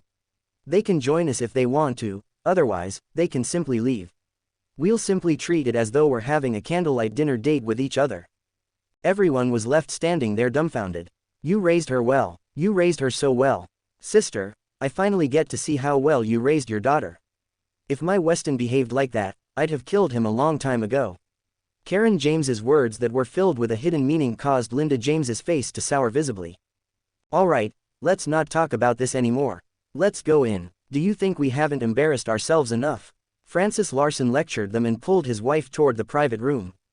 As such, only Karen James's family was left in the lobby. The family glanced at each other. Weston Shaw tested the waters by asking, Mom, what should we do now? What do you mean? Let's go eat. Anyway, it's the Larson family who will be embarrassed. I've never seen such a petty person. Her daughter is already the CEO, yet she's only treating her aunt to a meal at a 4-star hotel.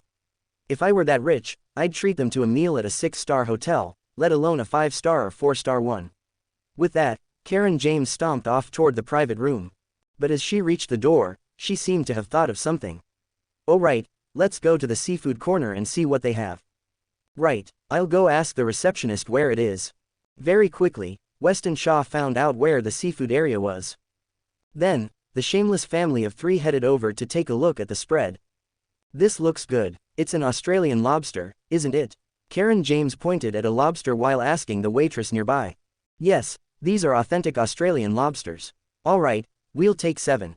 The waitress was stunned. Madam, customers usually order only 1 Australian lobster.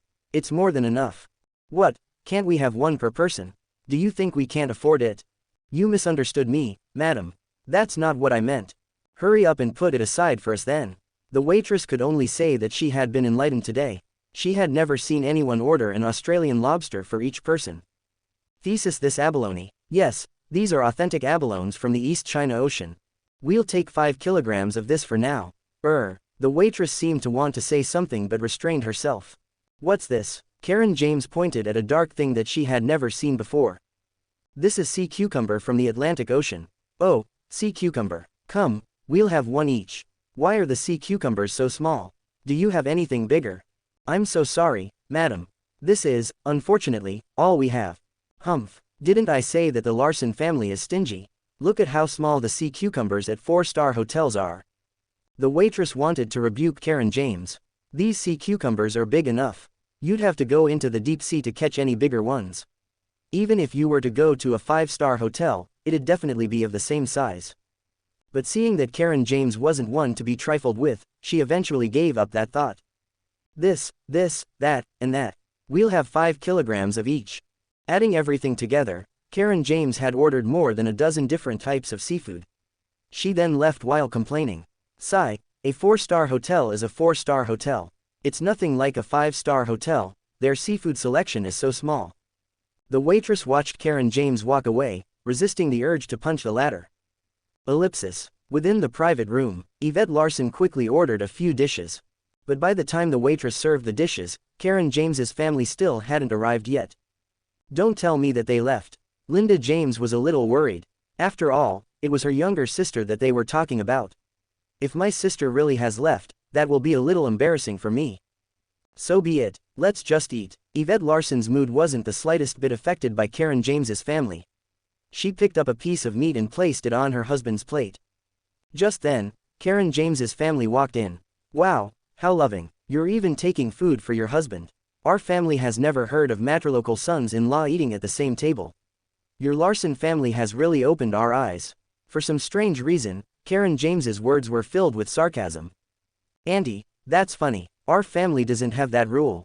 If you want to eat, you can sit down. Otherwise, you're welcome to leave too. The door is right there. Yvette Larson didn't even look up before she started to eat. How dare Yvette Larson rebuke me when I'm older than her? I was just lecturing Finn Taylor. This family has no manners. How could they start to eat when their elders aren't even here yet? She pointed at Yvette Larson but couldn't say a word. But naturally, she couldn't afford to leave. Her seafood dishes hadn't arrived yet. Linda James stood up and pulled her sister in. Come on, have a seat. Don't be so childish. Linda James tugged at her sister, who eventually sat down. Yvette Larson didn't care about what was going on. Whether she's willing or not, she will eventually have to have her meal. Suddenly, several waitresses entered the room. Each of them was carrying a dish. Yvette Larson did a quick count.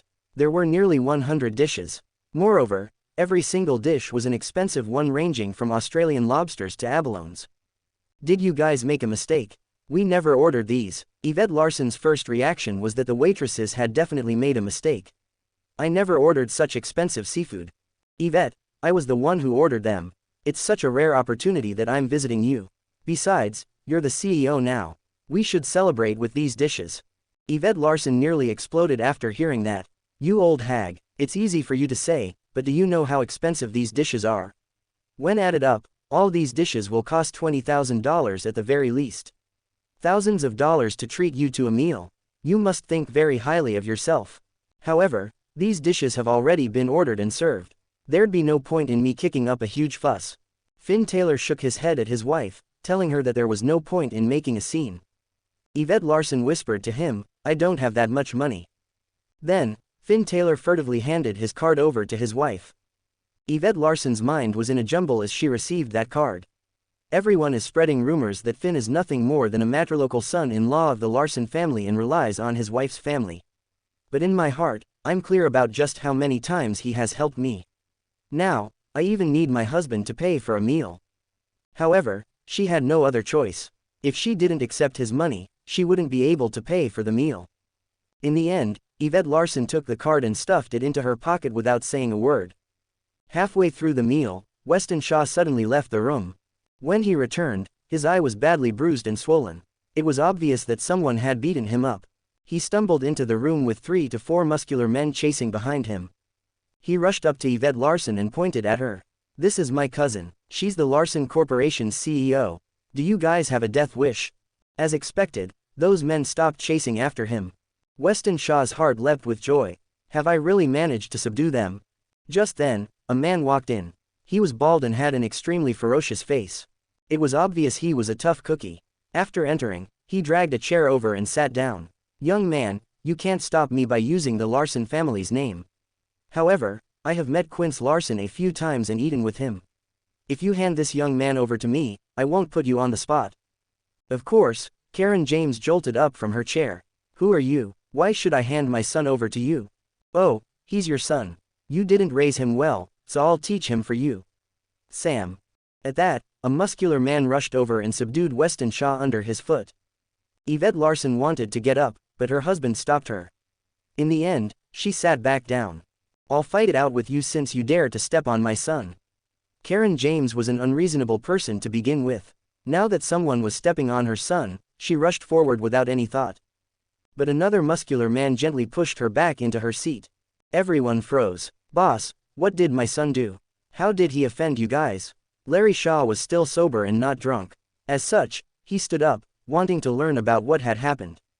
The bald man slammed a wallet onto the table. Your son stole my wallet. How do you think I should handle this? My son stole your wallet. Larry Shaw was dumbfounded. Dad, don't listen to their nonsense. I was in the toilet, and the wallet was on the basin. Finders keepers, so I took it. But now, they're saying that I stole it. The bald man chuckled. He opened the wallet in front of everyone and took out the identity card in it. Look, isn't this me? I just placed my wallet on the basin for a moment while I was using the toilet, but your son stole it. Larry Shaw had wanted to defend his son, but with hard evidence in front of him, there was nothing else he could say. Boss, it's true that my son was wrong, but you said that you know the Larson family. We're from the Larson family. We'll apologize to you. Why don't you sit down and have a meal with us? Let's put this behind us. What do you think about that? The bald man sneered. All his subordinates followed suit. They all stared at Larry Shaw as though he was a fool. Put this behind us, and you even dare to mention the Larson family? Why don't you ask Quince Larson whether he dares to say such a thing to me? The Larson family is no more than a second-tier family in San Francisco. Finn Taylor had already recognized the bald man Baldy Lowe from the Lowe family. Although it wasn't a top-tier family, the Lowe family was still more renowned and powerful than the Larson family. I won't beat around the bush. I had $30,000 in this wallet, so either you pay me $30,000, or I'll chop off this thief's fingers for stealing my money. Larry Shaw was stunned, and he repeatedly glanced at his niece, hoping that she would speak up for his family. 30,000, why don't you go rob a bank? Oh, I understand now. You put your wallet there on purpose to bait someone, didn't you? Besides, who are you to say that my son is a thief? Perhaps my son was just being helpful and was trying to find the wallet's owner. I think you should even give my son a reward. As expected, Karen James was an unreasonable person who went knocking on death's door. How else could she dare to say such a thing to Baldy Low when things had already progressed to this stage? Good, good, reward, Sam, harem reward. Baldy Low took out a cigarette and lit it. He took a puff as he ordered his subordinate, Sam, with what seemed like a smile. Sam immediately dragged Weston Shaw up from the floor. Then, he threw a few vicious punches on the latter's stomach until he started vomiting uncontrollably. You, Karen James looked at her sister. Sister, this is your nephew. Are you really not going to care about him? Linda James's face was ghostly pale. She was scared stiff and couldn't even mutter a word. Yvette, aren't you going to say something? Seeing that her sister wasn't going to do anything, Karen James quickly roared at her niece. She had completely forgotten about the conflict they had had just moments earlier. A life for a life. You have to pay for what you owe. Before Yvette Larson could say anything, Finn Taylor spoke up. After that, he stood up and walked up to Baldy Low. He reached out and pinched the cigarette with 2 fingers, extinguishing the flame. My wife doesn't like others smoking in front of her. Yvette Larson was stunned. To be honest, she had no intention of interfering in this matter. After all, it was Weston Shaw who was at fault. However, it was also true that her cousin was broke. She was hoping that the matter would pass once Baldy Low beat Weston Shaw to a pulp, and that was also why she had remained silent this whole time. She never in a million years had expected her husband to butt in, and it was all because she didn't like the smell of cigarette smoke. Yvette Larson didn't know whether to feel moved or to scold her husband for being a fool. It's true that I'm sensitive to the smell of cigarette smoke, and that's why Finn has to go out of the house to smoke every time. Brother, you can go out and have a chat with him if you have a grievance with him. Our family has nothing to do with him, but I'll have to step in if you insist on smoking here. Finn Taylor leaned one hand against the table and the other on Baldy Low's chair. He bent over to face Baldy Low, and his eyes were filled with murderous intent. Baldy Low was terribly pissed. It has been a long while since I've been threatened like this. How bold. What's your name? Baldy Low was curious as to who the other was to dare to speak to him in this manner. Finn Taylor. At the mention of these 2 words, the entire room fell silent. Then, there was a cacophony of laughter. Baldy Low couldn't believe his ears. He had even wanted Sam to do something to this man. Who's this to dare to provoke me? It's Finn Taylor of all people. Oh, right, I remember. Yvette Larson. Right, you're Finn Taylor. Come take a look, everyone, he's a celebrity in San Francisco. Baldy Low pointed at Finn Taylor and said to his subordinates, take a good look. He's even more famous than your brother Baldy in San Francisco. He's the useless matrilocal son-in-law of the Larson family, Finn Taylor. In an instant, all the muscular men in the room were bent over in laughter. Finn Taylor shrugged indifferently. If you have nothing else, you can bring him out. Of course, those are his parents. If you want to bring them along too, you're welcome to do so. However, this is our room. Don't blame me for getting rough if you don't leave. PFF'd. Baldy Low chuckled. His subordinates followed suit. They all looked at Finn Taylor as though they were looking at a joke. How bold of you to say that you'll get rough with us. Come on, let's see what you've got. Just then, Weston Shaw took advantage of Sam being distracted to wiggle out of his grip and stand up. After that, he bowed before Baldy Low. Brother, I was wrong. Brother, since this guy has a death wish, I'll help you teach a lesson. Will you let me off? With that, Weston Shaw threw a punch toward Finn Taylor. Interesting, how interesting. Fine, hit him, beat him up, and I'll let you off. How shameless can Weston Shaw get? He was the cause of this entire mess. Not only did he not try to settle the matter with Baldy Low, but he's even trying to help Baldy Low beat Finn Taylor up. Baldy Low thought that this was great, and he acted as though he was watching a show. He took great pleasure in turning someone against someone else. But Weston Shaw was a nobody. If he could even touch Finn Taylor, the latter never would have become Master Peregrine. Finn Taylor simply flicked his finger at Weston Shaw's neck. Then, the latter flew back as though he was a balloon that had been kicked. Thud, Weston Shaw slammed against the wall and fell to the ground. Seeing her son getting beaten up again, Karen James flared up once again and starting yelling. Finn Taylor, how dare you hit my son? I'm going to kill you. Karen James roared, completely forgetting that her son had started the fight in the first place. It was just a pity that her son was too weak and was no match for Finn Taylor. Shut up. Finn Taylor's gaze froze Karen James in her tracks. She felt a chill run down her spine. Why am I even afraid of a good-for-nothing matrilocal son-in-law? Unfortunately, she was truly terrified. It was a fear that came from deep within her soul. Karen James felt like she was going to die if she were to continue with this. Initially, Baldy Lowe and his men had been mocking Finn Taylor. After all, a useless matrilocal son-in-law was nothing more than a joke. But the moment Finn Taylor made his move, they were stunned into silence. Not a single one of them dared to make so much as a peep. Everyone could tell just how vicious that move had been. Sam was the most well-trained amongst Baldy Lowe's men. Even so, Baldy Lowe thought that Sam didn't stand a chance against Finn Taylor. I'll repeat myself, if you want to catch the thief, he's right there. However, my wife doesn't like the smell of cigarette smoke. Finn Taylor's words evoked terror in Baldy Lowe's heart. It's frightening to think that such a powerful and skilled person is hiding his skills. Baldy Lowe was one who calculated his every move. He didn't want to dig his own grave. Haha, it seems like we misunderstood the situation. I'll leave, let's go. Finn Taylor waved at him, not stopping Baldy Lowe from doing so. While those men had rushed in with fierce expressions, they looked dejected and pale as they left. Finn Taylor, how dare you touch my son? Karen James hadn't dared to act up while Baldy Lowe and his men were still around. But now that they were gone, she started acting as though she was the boss again. Finn Taylor ignored her and returned to his wife's side. Was the cigarette smoke too choking? Do you need to get a new room? Yvette Larson was moved by her husband's tenderness. She shook her head, expressing that she was fine. Seeing that his wife was fine, Finn Taylor finally calmed down. Of course, Karen James couldn't take it lying down since Finn Taylor had clearly disrespected her. She gritted her teeth and grumbled to her sister, "Sister, look at how your family is acting. You guys are getting better and better. How can they ignore an elder's words?" To be honest, Linda James felt like ignoring her sister too. It's so obvious that your family was the one who got us into this mess in the first place. Finn Taylor helped to resolve it, yet you're still grumbling over there. If anything, it's your family who'll be embarrassed. Mom, my stomach hurts. Finn Taylor, how dare you hit me? Weston Shaw clutched his stomach while groaning in pain. He felt like he was about to die. But at this moment, Finn Taylor was deshelling a prawn for his wife. Sister, look at this. Your son-in-law beat my son up. You'd better give me some money for my son to see a doctor.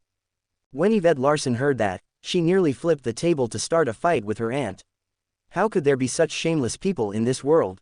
Your son was the one who committed a crime. Now that he got beaten up, you're even trying to blame it on our family. Sister, I think you're going overboard. It was an emergency. Linda James tried to defuse the situation, but her sister wasn't buying it. An emergency? Do you mean that we can punch others during emergencies? Do you mean that it would have been fine if he killed my son since it was an emergency? Your family has to take responsibility for this. Your family will have to pay for Weston's medical fees. Nonetheless, Linda James was reluctant to ruin her relationship with her sister. How much do you want? 30,000. However, it seemed like Linda James had underestimated just how shameless her sister was. She asked for $30,000. Linda James's face turned ghostly pale. Even Francis Larson pointed at Karen James.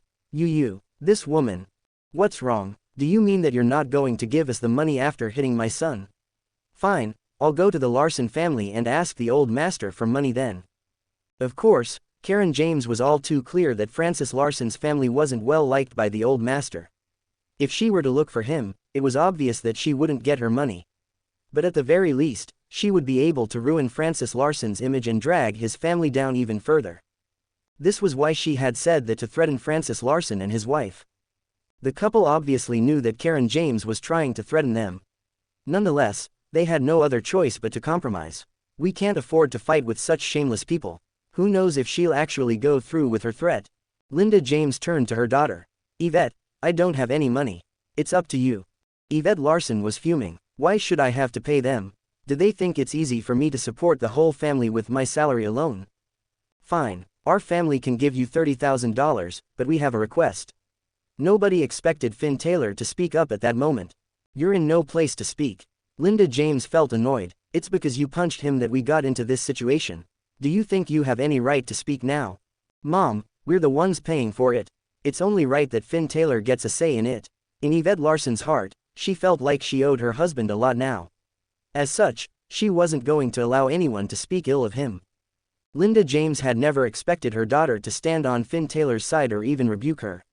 In an instant, she became even more infuriated and gave Finn Taylor the stink eye. "What's your request?"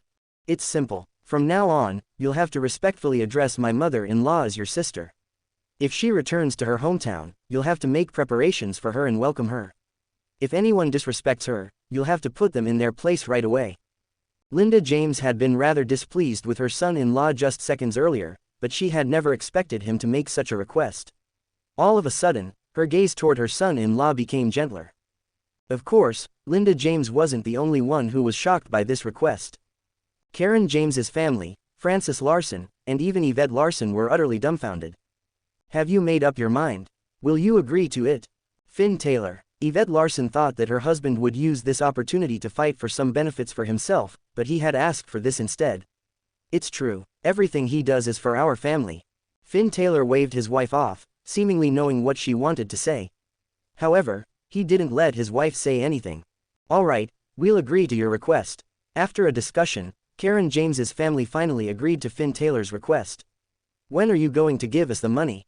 "Tomorrow." "Okay." After what had just happened, Karen James's family couldn't stand to sit down for their meal any longer. As they left, Karen James turned back constantly. Perhaps her heart ached for all the seafood she had yet to eat. Once the family of three left, Linda James started worrying about money again. She started blaming Finn Taylor. "You're really a good-for-nothing. They were dealing with Weston Shaw, so why did you have to step up? Our family now has to fork out $30,000 for nothing." Yvette Larson rolled her eyes at her mother. "Can you stop it? It's your fault for being so nice to them that they dared to step all over us now. I already told you a few years ago not to be so nice to them. If you're so confident, why don't you get back the money that they owe us?" Having been lectured by her daughter, Linda James finally kept quiet. The family finished their meal despondently. But when they tried to pay the bill, the waitress informed them that Baldy Lowe had already paid it for them. It was only then that a smile appeared on Linda James's face.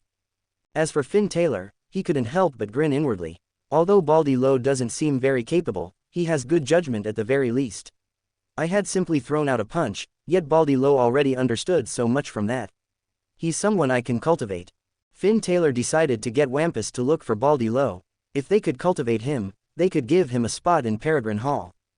Ellipsis. The next day, Finn Taylor headed to the bank to withdraw money.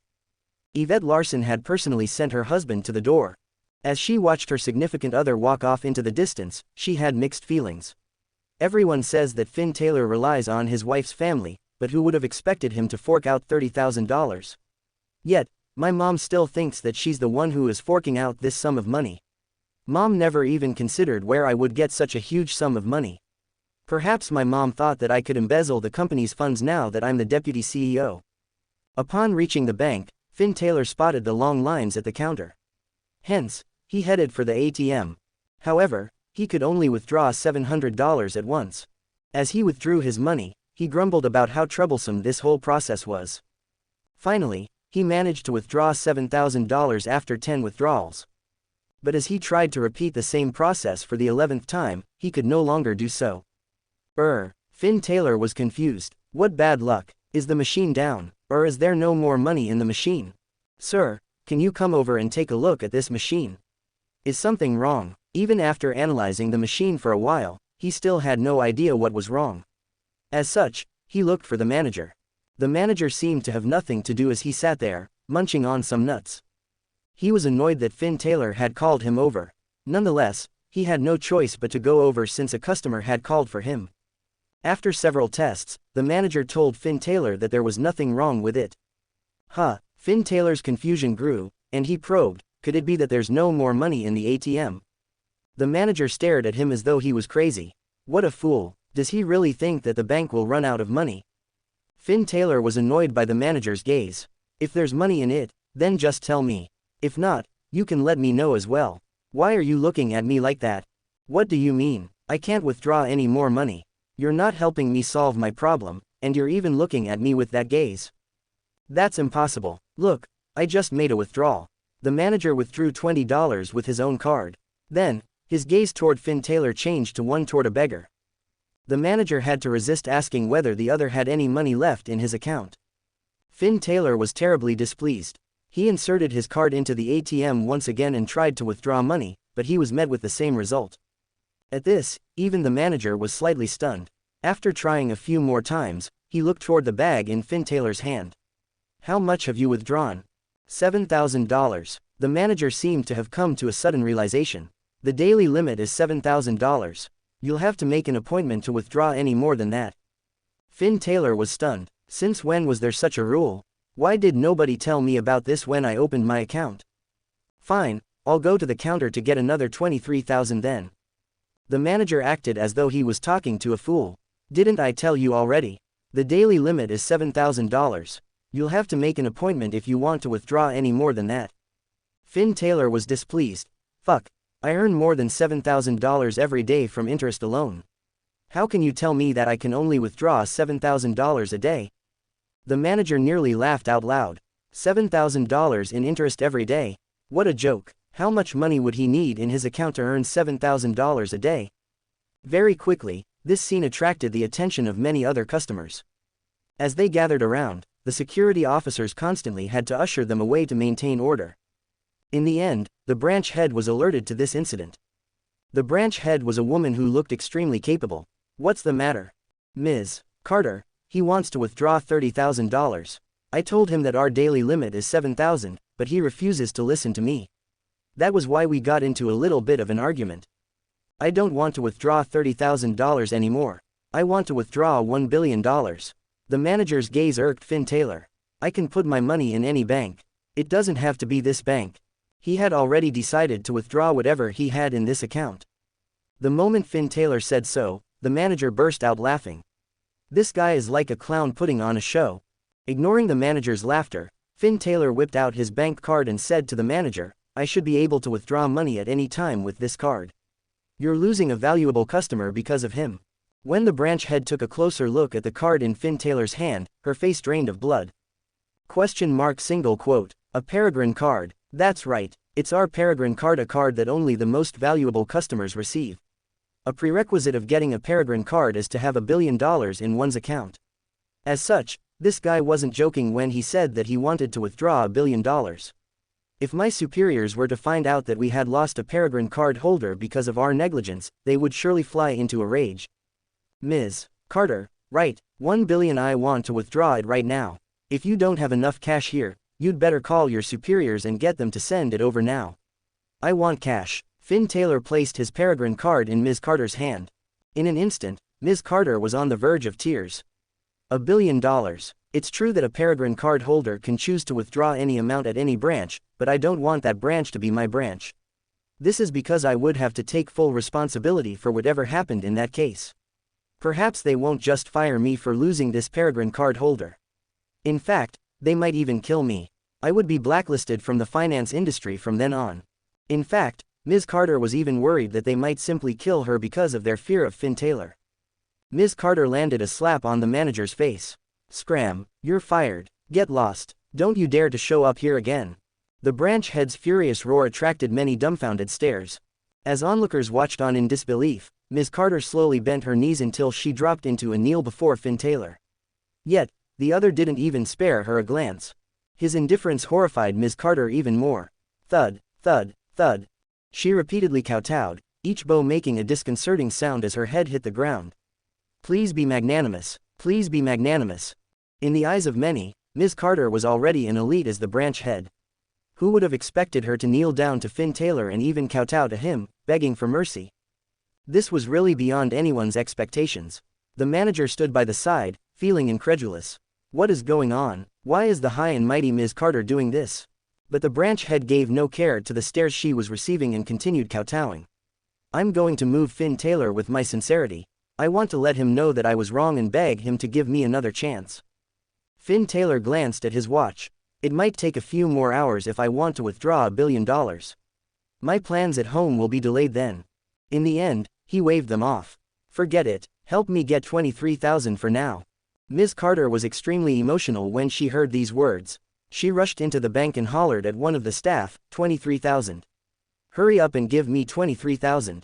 The staff member inside was slightly bewildered, but she stretched her hand out. Miss, your bank card. The staff member wanted to say that they could only hand over that $23,000 once she passed them her bank card. To this, Ms. Carter had to resist the urge to lash out at them. Scram, you're fired. The branch head couldn't be bothered to waste her breath on this person and simply fired that staff member. Then, she walked up to another counter. 23,000. Having witnessed the previous incident, the staff member quickly withdrew $23,000 for Ms. Carter this time. She took it and jogged over to Finn Taylor, handing him both the money and his card politely. Finn Taylor glanced at Ms. Carter but didn't say a word before taking his money and leaving. It was only after Finn Taylor left that the manager cupped his face while asking, Ms. Carter, who's that? However, Ms. Carter's fury hadn't yet dissipated. Scram, you've been fired. Hurry up and pack your things. After that, disappear. With that, Ms. Carter pointed at another person inside. You too, Scram. The manager and that employee were shell-shocked. They had thought that Ms. Carter had only been putting on a show for that customer. Who would have known that she was serious about it? Ms. Carter, you can't do that. We've toiled for this bank for over a decade. You can't just fire us like that. The manager tried to speak up for himself, but that infuriated the branch head even more. Toiled? Do you know what a grave mistake you made today? You nearly lost our bank a Peregrine card holder. Do you know what that means? Every Peregrine card holder has to have $1 billion with our bank at the very least. If our superiors find out about this, you won't be facing just a termination but a blacklist as well. You'd be blacklisted from this industry for sure. In fact, it wouldn't just be this industry but all industries. No company would dare to offend a Peregrine card holder for your sake. I'm only telling you to scram by yourself on the account that we've been colleagues for more than a decade. Otherwise, I would have reported you to HQ and let you face the music yourselves. The manager and the staff member stared at Ms. Carter wide-eyed. They never could have imagined that that plain-looking person was actually a Peregrine card holder. Ms. Carter pointed at everyone present. All of you had better shut your mouths about what happened earlier. You won't be able to bear the consequences of leaking the identity of a Peregrine card holder. But if you want to lose your job or cause your family, your wife's family, and all your relatives to lose their jobs and never find a job ever again, go ahead and let everyone know about what you saw today. In an instant, everyone was stunned by Ms. Carter's words. These people who had stayed behind to watch how this would play out chose to leave for their own good. Of course, they wouldn't even dare to speak a word of what they had witnessed even if they had 10,000 times the courage that they had. This wasn't a joke, a life really was at stake. Of course, Finn Taylor didn't know about any of this, nor did he want to know about it. After withdrawing that $30,000, he headed home, where Karen James's family was already waiting. Seeing him enter, Karen James rushed forward and snatched the bag from Finn Taylor. Then, she shamelessly counted the money in front of everyone. Only after ensuring that she wasn't being shortchanged did she let out a smile. I didn't miscount, did I? Do you still remember what you promised me? Karen James beamed. Of course, I remember. Karen James walked up to her sister and gave a respectful bow. Sister, I'm greeting you as your younger sister. Linda James was the James family's eldest daughter and used to hold quite a high position in the family. Later on, she married Francis Larson. Because Francis Larson was looked down upon by the Larson family, the James family started looking down on Linda James too. Then, Finn Taylor married into their family. This caused everyone to look down on her even more. But now, Linda James was being treated as the eldest sister once again. She was overwhelmed with emotions. But the moment Karen James's family left, Linda James's heart started aching for that sum of money. She started to blame Finn Taylor. Why did you throw that punch? Look, because of that punch, our family lost $30,000 for no good reason. Yvette Larson quickly stood up for her husband. Mom, I'm sure we both know just what kind of people Karen James's family are. Even without Finn Taylor's punch, their family would have found another reason to take this money from us. Besides, it isn't even the first time such a situation has happened. If you really want to resolve the matter, you have to deal with the root cause of it. There's only one solution: severing all ties with them. It's not even the first time I'm telling you to do this, but you've never agreed to go through with it. Not only did Finn Taylor do nothing wrong this time, but he even managed to help you gain respect as an older sister. Don't you think so? Linda James naturally knew in her heart that everything her daughter had said was true. However, She couldn't bear to truly break all ties with her family. "Mom, I'm going out for a while," said Finn Taylor before heading out. After leaving the Larson family's house, he got into a car. It was one that Yvette Larson had seen before, the Rolls-Royce Phantom that had been parked at Pacific Heights. Finn Taylor glanced at the 7 to 8 people in the car. "We're ready, Master Peregrine." It was Wampus who had spoken. Finn Taylor had called him over. Does Karen James really think she would be able to take that 30,000 from Finn Taylor? Would he be Master Peregrine then? Are they tired of living to dare to take Master Peregrine's money? The car drove along and rolled to a stop in front of a hotel. It was a very ordinary hotel. The only reason Finn Taylor had instructed them to come here was that Karen James's family was staying here. Of course, they hadn't yet arrived. Finn Taylor had left the house soon after them in a car. On the other hand, Karen James's family was walking over. This naturally meant that Finn Taylor arrived earlier than them. After about 5 minutes, Wampus said, "Master Peregrine, they're here." "Okay, take action now." Following Finn Taylor's order, the 7 to 8 men in black got out of the car and headed toward Karen James's family. Karen James was extremely vigilant as she walked with that bag of money in her hands.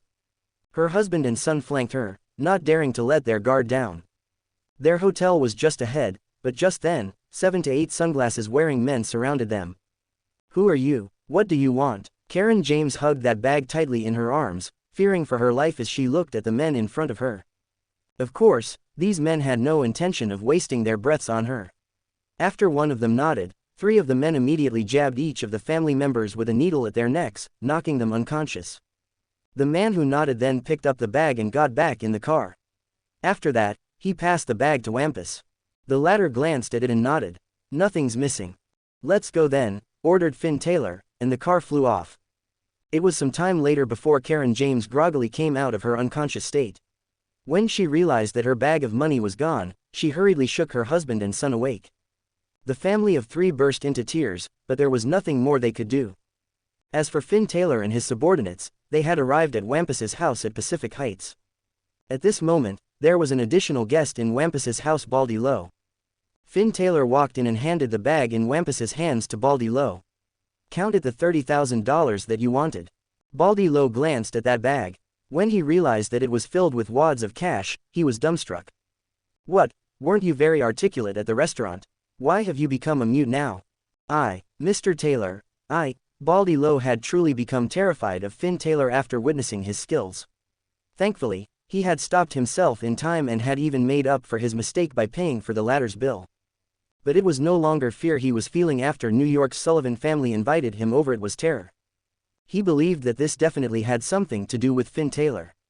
As expected, he met the latter here. Moreover, the Sullivan family head, Hunter Sullivan, was respectful to Finn Taylor. This evoked even greater horror in Baldy Lowe. "What, does my money bite?" No, how could Mr. Taylor's money bite? That was just a misunderstanding." Finn Taylor waved him off, signaling for him to stop talking about it. "Aren't you curious about my identity?" Baldy Lowe hadn't spoken, but his gaze revealed his heart's desire. "I am indeed terribly curious about who Finn Taylor is. Why is Hunter Sullivan so submissive toward him? Have you heard of Peregrine Hall?" In an instant, Baldy Lowe was so frightened that he leapt up from his seat. Peregrine Hall. Hunter Sullivan, Peregrine Hall's Wampus. Finn Taylor gestured toward Hunter Sullivan to introduce him. Of course, Baldy Lowe had heard of Peregrine Hall. He was even clearer about what being Wampus meant. There was only one person who could command such great respect from Wampus within Peregrine Hall. Baldy Lowe didn't even dare to imagine that the man in front of him, someone who the whole of San Francisco had termed as a useless matrilocal son-in-law, was that person. "It seems like you've already guessed it. There's no point in me hiding it from you anymore. I'm Master Peregrine." Thud. Baldy Lowe dropped to the ground, kowtowing before him. He didn't even dare to meet the other's gaze. At this moment, Baldy Lowe had the urge to kill himself. How could I have been so bold as to threaten Master Peregrine?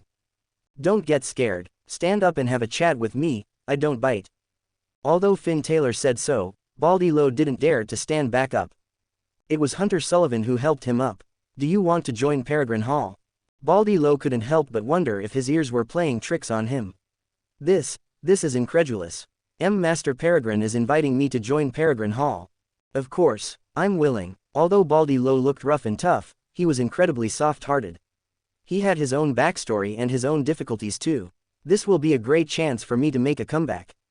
Alright, you'll be Ursus from now on. Baldy Low was still in a daze from Finn Taylor's words, but Hunter Sullivan reminded him, hurry up and thank Master Peregrine. He's given you a position in Peregrine Hall. Oh, it was only then that Baldy Low remembered that everyone in Peregrine Hall had their own titles. Finn Taylor had just given him the title of Ursus. Baldy Low, Ursus thanks Master Peregrine. Okay, we'll tell you about our rules then. You can't expose your identity as Ursus, otherwise, I can't be sure about what will happen to you. Also, if you dare to say a word about my identity as Master Peregrine, I can assure you that your entire family will be gone. Tempering justice with mercy, Finn Taylor was the epitome of that. Baldy Low was stunned into silence. Baldy Low swore to the heavens that he would never speak a word about how Finn Taylor was Master Peregrine. Finn Taylor didn't push him either. He believed that Baldy Low was an intelligent man that knew what he could and couldn't do. Finn Taylor smiled as he glanced at Baldy Low. Of course, I brought you here today because I have something for you. I guess you wouldn't be loyal to me if I just gave you a title and let you join Peregrine Hall. Hence, I'm here to solve your problems. Problems? Baldy Low laughed self-deprecatingly. There is a problem nobody will be able to resolve. Have you heard of Jeremy Smith? Jeremy Smith. When Baldy Low heard this name, he was visibly shaken so much so that his eyes immediately reddened. Your daughter is sick, or shall we say that she was poisoned? You exhausted all of your family's resources to save her life, but she's now in a vegetative state. Even after searching the whole world for the best doctors, you haven't been able to cure her. Let me introduce you to someone today. With that, Finn Taylor clapped gently. An elder then walked in. The moment Baldy Low's eyes landed on that elder, he rushed forward emotionally. He kneeled before that elder, tugging on the latter's hand as he begged, "Drive. Smith, I'm begging you. Please save my daughter, I'll bow to you." With that, Baldy Low started kowtowing to the elder. Thud, thud, thud, the room was filled with those heart-chilling thuds as he banged his head against the ground. You don't have to beg me, I'm just a small pawn of Master Peregrine. If you want to, you should beg Master Peregrine instead. I definitely won't refuse Master Peregrine's orders. Baldy Low was utterly taken aback. He had heard marvelous things about Jeremy Smith. In fact, he had spent a good amount of time and effort seeking out Jeremy Smith. Unfortunately, all his efforts had been in vain. What he hadn't expected was for this brilliant doctor to be Master Peregrine's subordinate. Baldy Low had good judgment, and of course, he knew exactly just who he needed to coax. With Jeremy Smith's reminder, Baldy Low rushed up to Master Peregrine. He didn't say anything and simply kowtowed repeatedly. He had already said enough, there was nothing more to say. What he needed to do now was prove himself through his actions. Baldy Low hit the ground again and again, each overflowing with his love for his daughter. To Finn Taylor, this was someone who was willing to put himself down for his loved ones. Finn Taylor was no different. As such, he liked Baldy Low very much. Get up, Jeremy Smith, go take a look at Baldy Low's daughter.